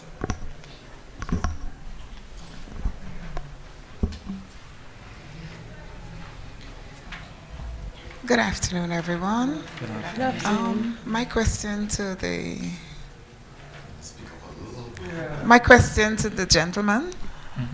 I mean, I'm a teacher by profession, and we have policy in school where we would say to the parents, no shine pack, whatever. I mean, I'm not on that side, but I see some children would bring those kind of thing. And when they go back into the car, the parents would give it to the children, they go home, they would purchase it, they would eat it, they come back to school, they have lots of sugar in them, they run up and down, lots of noise, and stuff like that. What are we to do as the teacher? And another point, we have workshops where we would have parents tell parents, okay, we prefer you to give your child XYZ, fruits, prefer water, lots of water. And then when they go back home, they're eating all the other things. Well, Miss, to answer that particular question, one of the things that I had to accept when I changed professions was that I can only do so much. Now, in school, that's where you may have that little control as to what is being taken in. And that's where the control ends. At the end of the day, the student goes back home. And it's now on the shoulders of the parent to ensure that, okay, my child is eating what they're supposed to eat. It's the same thing as the child is doing what they're supposed to do at home. Are they doing their homework? You are not going to be responsible for that. And I think it's going to be a matter of understanding and accepting where that level of control may end to that point. Because you can't force a parent to not give their child sweets. Now, while that being said, yes, policies can be made in the school, but that's where it's going to end, unfortunately. Exactly. But I think there's also alternatives. And so if it's energy in the classroom, like sometimes depending upon the grades, you might have them play games that are learning games where they're up and down, have them, stand up, sit down, move around the classroom to burn off some of that energy. But also including lessons around nutrition, because kids change the perspectives of their parents. I look at my daughter watched videos in school about like inhumane treatment of farm animals and how that, how your food is processed. And she would come home and say, I don't want to eat these kinds of things, because she's more socially conscious sometimes because of what she's been exposed to in schools. But I think sometimes one of the things that we worry about in the US is, and I don't know, I would assume that some of the issues are the same here. We have food deserts in the United States where in low socioeconomic neighborhoods, where people don't necessarily have cars, there isn't necessarily good public transportation, where you only have access to small convenience stores, where you can't get fresh, fruits and vegetables. Sometimes it's a matter of how much the food costs. And so people wind up with processed, high fat content, high sugar content, because that's what's affordable. And so, encouraging kids at school about alternatives and making good choices, because they're going to go home and sometimes educate the parents. So it's a combination. We had an experience where someone's grandparent died, and the children were saying, "What is Granny died from?" They said diabetes, and what caused that? And the child went home and said, "I'm not eating sugar anymore because I will die." Right. But it was a little joke, but it's serious, So the children said, "We're not eating chocolate anymore, we're not eating sweets, we're not eating," and they were just labeling the things that they're not eating. But diabetes is more than just eating sweets. Of course. And the flour and eggs. One of the other methods that you can also try is to incorporate physical activities and other stuff like that, have class outside to kind of help burn that little energy that you may have, and hopefully, yeah. Well, it's not a matter I like my own voice, but I'm listening to them, and I'm actually, I do these things at school because my students come to school, and when you open your lunch kit, the first thing is, oh my goodness. So where I can control, and I often will let my parents know at the beginning of the term, if you cannot send the fruit, send something that is savory, something that will keep them up. So I still allow things like cucumber, you have tomatoes, you have carrots, cut it up and send it, right? If, however, you want, you can do simple things. Chow is another thing, and children love salt. Now, they're not going to empty the whole bottle of salt. But what we also did, this was at one of my other schools, we implemented themes for the weeks. Right? So we had bring a fruit week. So in addition to whatever snacks you brought, you must bring a fruit. Then we had the dried snacks week, where you put things like raisins and the dried bananas and those things. Now, yes, you have some of them that are really expensive, but the same fruits and stuff that they will use in cakes and pastries and those things, they're already concentrated with sugars. So those are the things you can use. Just one thing though, I would also tell you all, as Lisa said, read your labels, because oftentimes these fruit packs, these juice packs have one serving, but the amount of calories that are in it is loaded for 2 or 3. So this is where getting the theme, running outside with the children, letting them walk up and down after lunch, because I can tell you almost every day I find Skittles, I find Jungle Jam, I find M&Ms, I find Tiki, and the list goes on and on and on. So what I calmly do, because I know what I'm looking for, I have certain autistic students. As soon as they eat that Jungle Jam, oh my God, the day is done, because I'm running up and down with them. So I always have a pair of Trekkies in my trunk, which is my sneakers. However, what I will tell you to do with this, take out the chocolate and the challenge that you put to them. Okay, we're going to have a TikTok challenge, everybody on the device. If you can behave very good, do your schoolwork, listen to everyone, including all of the teachers besides myself, I will give you the chocolate at the end of the day when mommy comes to pick you up. So that way they hear mommy, they hear work, and they hear what they're supposed to do, so it turns into a reward. And when you see the parent, you let them know, listen, don't give it to them the next day. Yeah. Right? Could I add, though, that I think, especially growing up, food, and it still is, food is connected to celebration. It's connected to rewards. Yes. And I think that in some ways we need to get away from that there are many other rewards that you can give a child.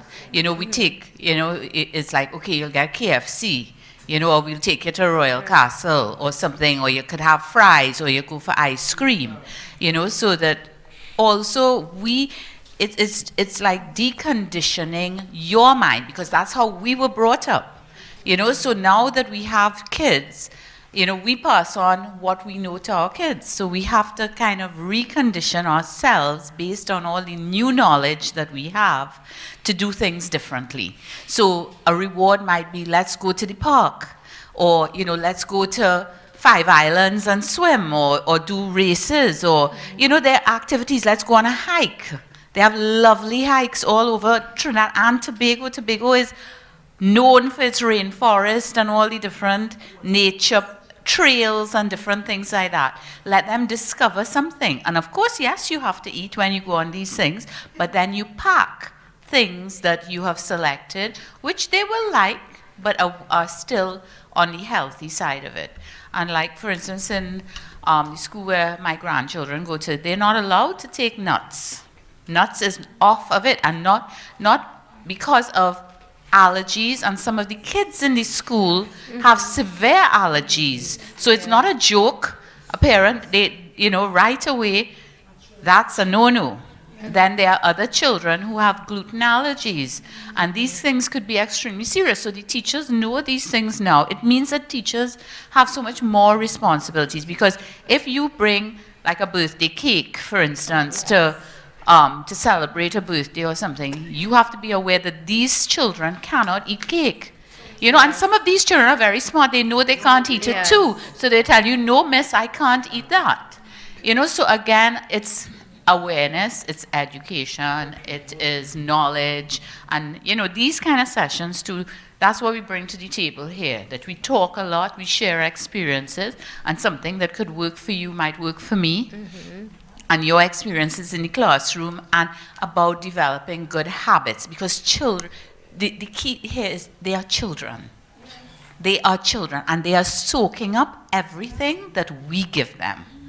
So if they have bad habits, it's because we have bad habits. Exactly. Right? Or they're being exposed to it in the environment. So you, mommy, might be trying your bestest to lead them in the right way, but then they on the devices, and they have friends. And depending on their age group, the peer pressure also is out there that influences them. Yeah? Right, so in addition to what Lisa is saying, at the end of all of that, that's where now you get mommy and daddy input, because once they see you bring it back, they will ask you why you bringing it. So you can't go to your parents and immediately tell them, here, what, change out what you're putting in the lunch kit, because you don't know what is going on in the background. The socioeconomic status of everyone is different. And a lot of times, I think teachers take the bad rap for it, because they don't mean it in a bad way. They just simply mean, okay, we're trying to make good choices for your children.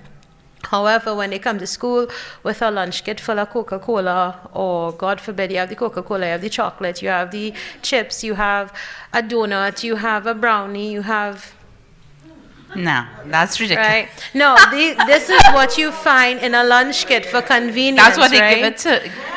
In one lunch kit? Yeah, yes. Oh my God. Yes. In one lunch kit. Yes. All sweets and cornflakes and stuff. Yes. Not allowed there. And it was fully bagged. 6 snacks, 2 juice, and 1 small bottle of water. Yeah, and a lot of times the children know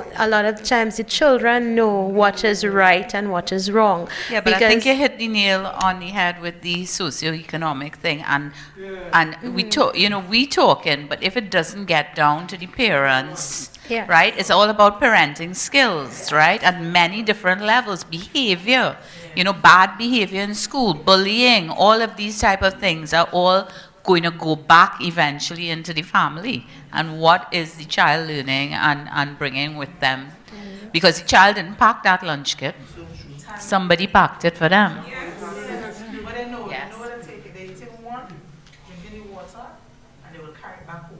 The parents will send it back and say, remember, 1 fruit, 1 snack, 1 juice, 1 water. So the child, if somebody doesn't have, the child will normally share. Right. So we realize, okay, the bank must be packing to share among our friends. Yeah. We have some students do not eat fruits. Yes. Parents said that they don't like it, but we try chow. Yeah. And they get it. Yeah. Possibly. And probably it's not also being bought, but then, we again do not buy, we do not also look at our own local fruit. A lot of times, it's the apple and the things that are expensive, the grapes and the pears and so. And, again, we have mangoes rotten all over the place. You could make so many things from mangoes, the smoothies and the, all these, the five fingers, the pomsite, the, what was the red one? The nice one, pomerac. I love pomerac. All of those things, if the children are not exposed to it, then they would not know about it. So that is important too.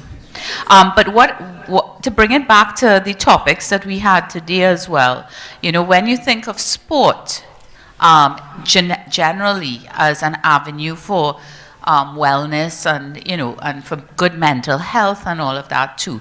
We don't need to put sport into a box, because sport could be swimming, it could be running, it could be boxing, there's so many different things now. And when you get your kids involved in sport from a very early age, it also inculcates the other good habits, because if you are into sport, then you want to sleep, you want to eat well, you want, you get that competitive spirit too, and children are very competitive. So when they start to win and they start to be rewarded with medals and different things like that, they themselves choose the right things, and they surround themselves too with like-minded friends. So they're in that group of, okay, we all doing something, we're doing it fun together, we're going to do a swim meet, or we're going to do a run somewhere, or we're going out in a group. So because the peers are important. They are important part of the social development skills of young people.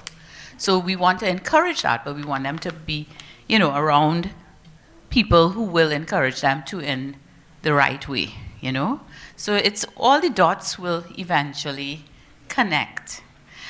So I am going to wrap it up now. I have to say thank you, a very big thank you to our panel, to our speakers who have been here.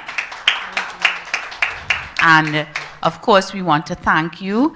I'm glad that we recognized our Olympic gold medalists and silver medalists and bronze medalists. And of course, we also had one of our self-advocates from the DSFN, Kelly Simmons. Some of you may know her from videos and different things. Kelly is a self-advocate who is employed at Scotiabank in Trinidad as a customer service rep, but she also plays steel pan with Invaders Steel Orchestra, and she has done her exams, her music exams and so on. And she actually went to Berlin to represent Trinidad and Tobago at the Olympic Congress. They had a congress before they started the games, and she presented on intellectual communications with an intellectual disability. So our kids are doing things, and we must always keep them as the inspiration for us to keep working here and in our own homes and in our own schools, because it can be done. It is being done. Maybe it's not moving as fast as we'd like it, but it can be done. And we are the ones, to take it forward. Yes, the government has to do their part, but I think all of us in our spheres of influence, whether it be our churches, whether it be our schools, whether it be our homes, our community groups and so on, we can influence others, by sharing these information. Thank you again too for the comments about the communications, because we really want more people to fill up these seats when we come. And I say this with all due respect, these sessions are free, but it's not free to the network. When we come here, we have to pay airfare, we have to pay for the place, we have to pay for food. There's so many things for AV, photography, for resources to have these sessions. So it costs us, and we have, we're an NGO, we're raising funds all the time. And so, we really want, it's disappointing when we go through all of this and we don't reach the amount of people that we want to. So I'm really asking everybody here, next time you see it, share it, invite somebody, bring a friend, and this is not only for people with Down syndrome. This is for your pastor in your church. This is for your next door neighbor. This is for, your health professional. Tell your doctor, tell your pediatrician, tell the maxi driver. You don't know. In his neighborhood, he might have somebody, that he knows. Because when Glen and I talk to people, Glen used to be the one, we go to the mall or we go somewhere and he'll be saying, hey, Lisa, look at that person over there. And he would just go up and introduce himself to a stranger, and ask questions. And I think he still does it, But that is, that's how we form this network, really, from doing that kind of thing. And we just encourage everybody, be brave, have a conversation, meet a new friend, and then, that helps us to grow the network and change lives. So thank you so much, everyone, and to our Newlands crew who are always here with us, thank you so much, and our volunteers who did the registration. We have some t-shirts on sale and socks and so on, so if you want to pick up something for someone, and brochures in the back as well. And before you leave, please have a snack. We have some snacks as well. And thanks again. See you all again soon. Remember, September is the next one, eh? All righty.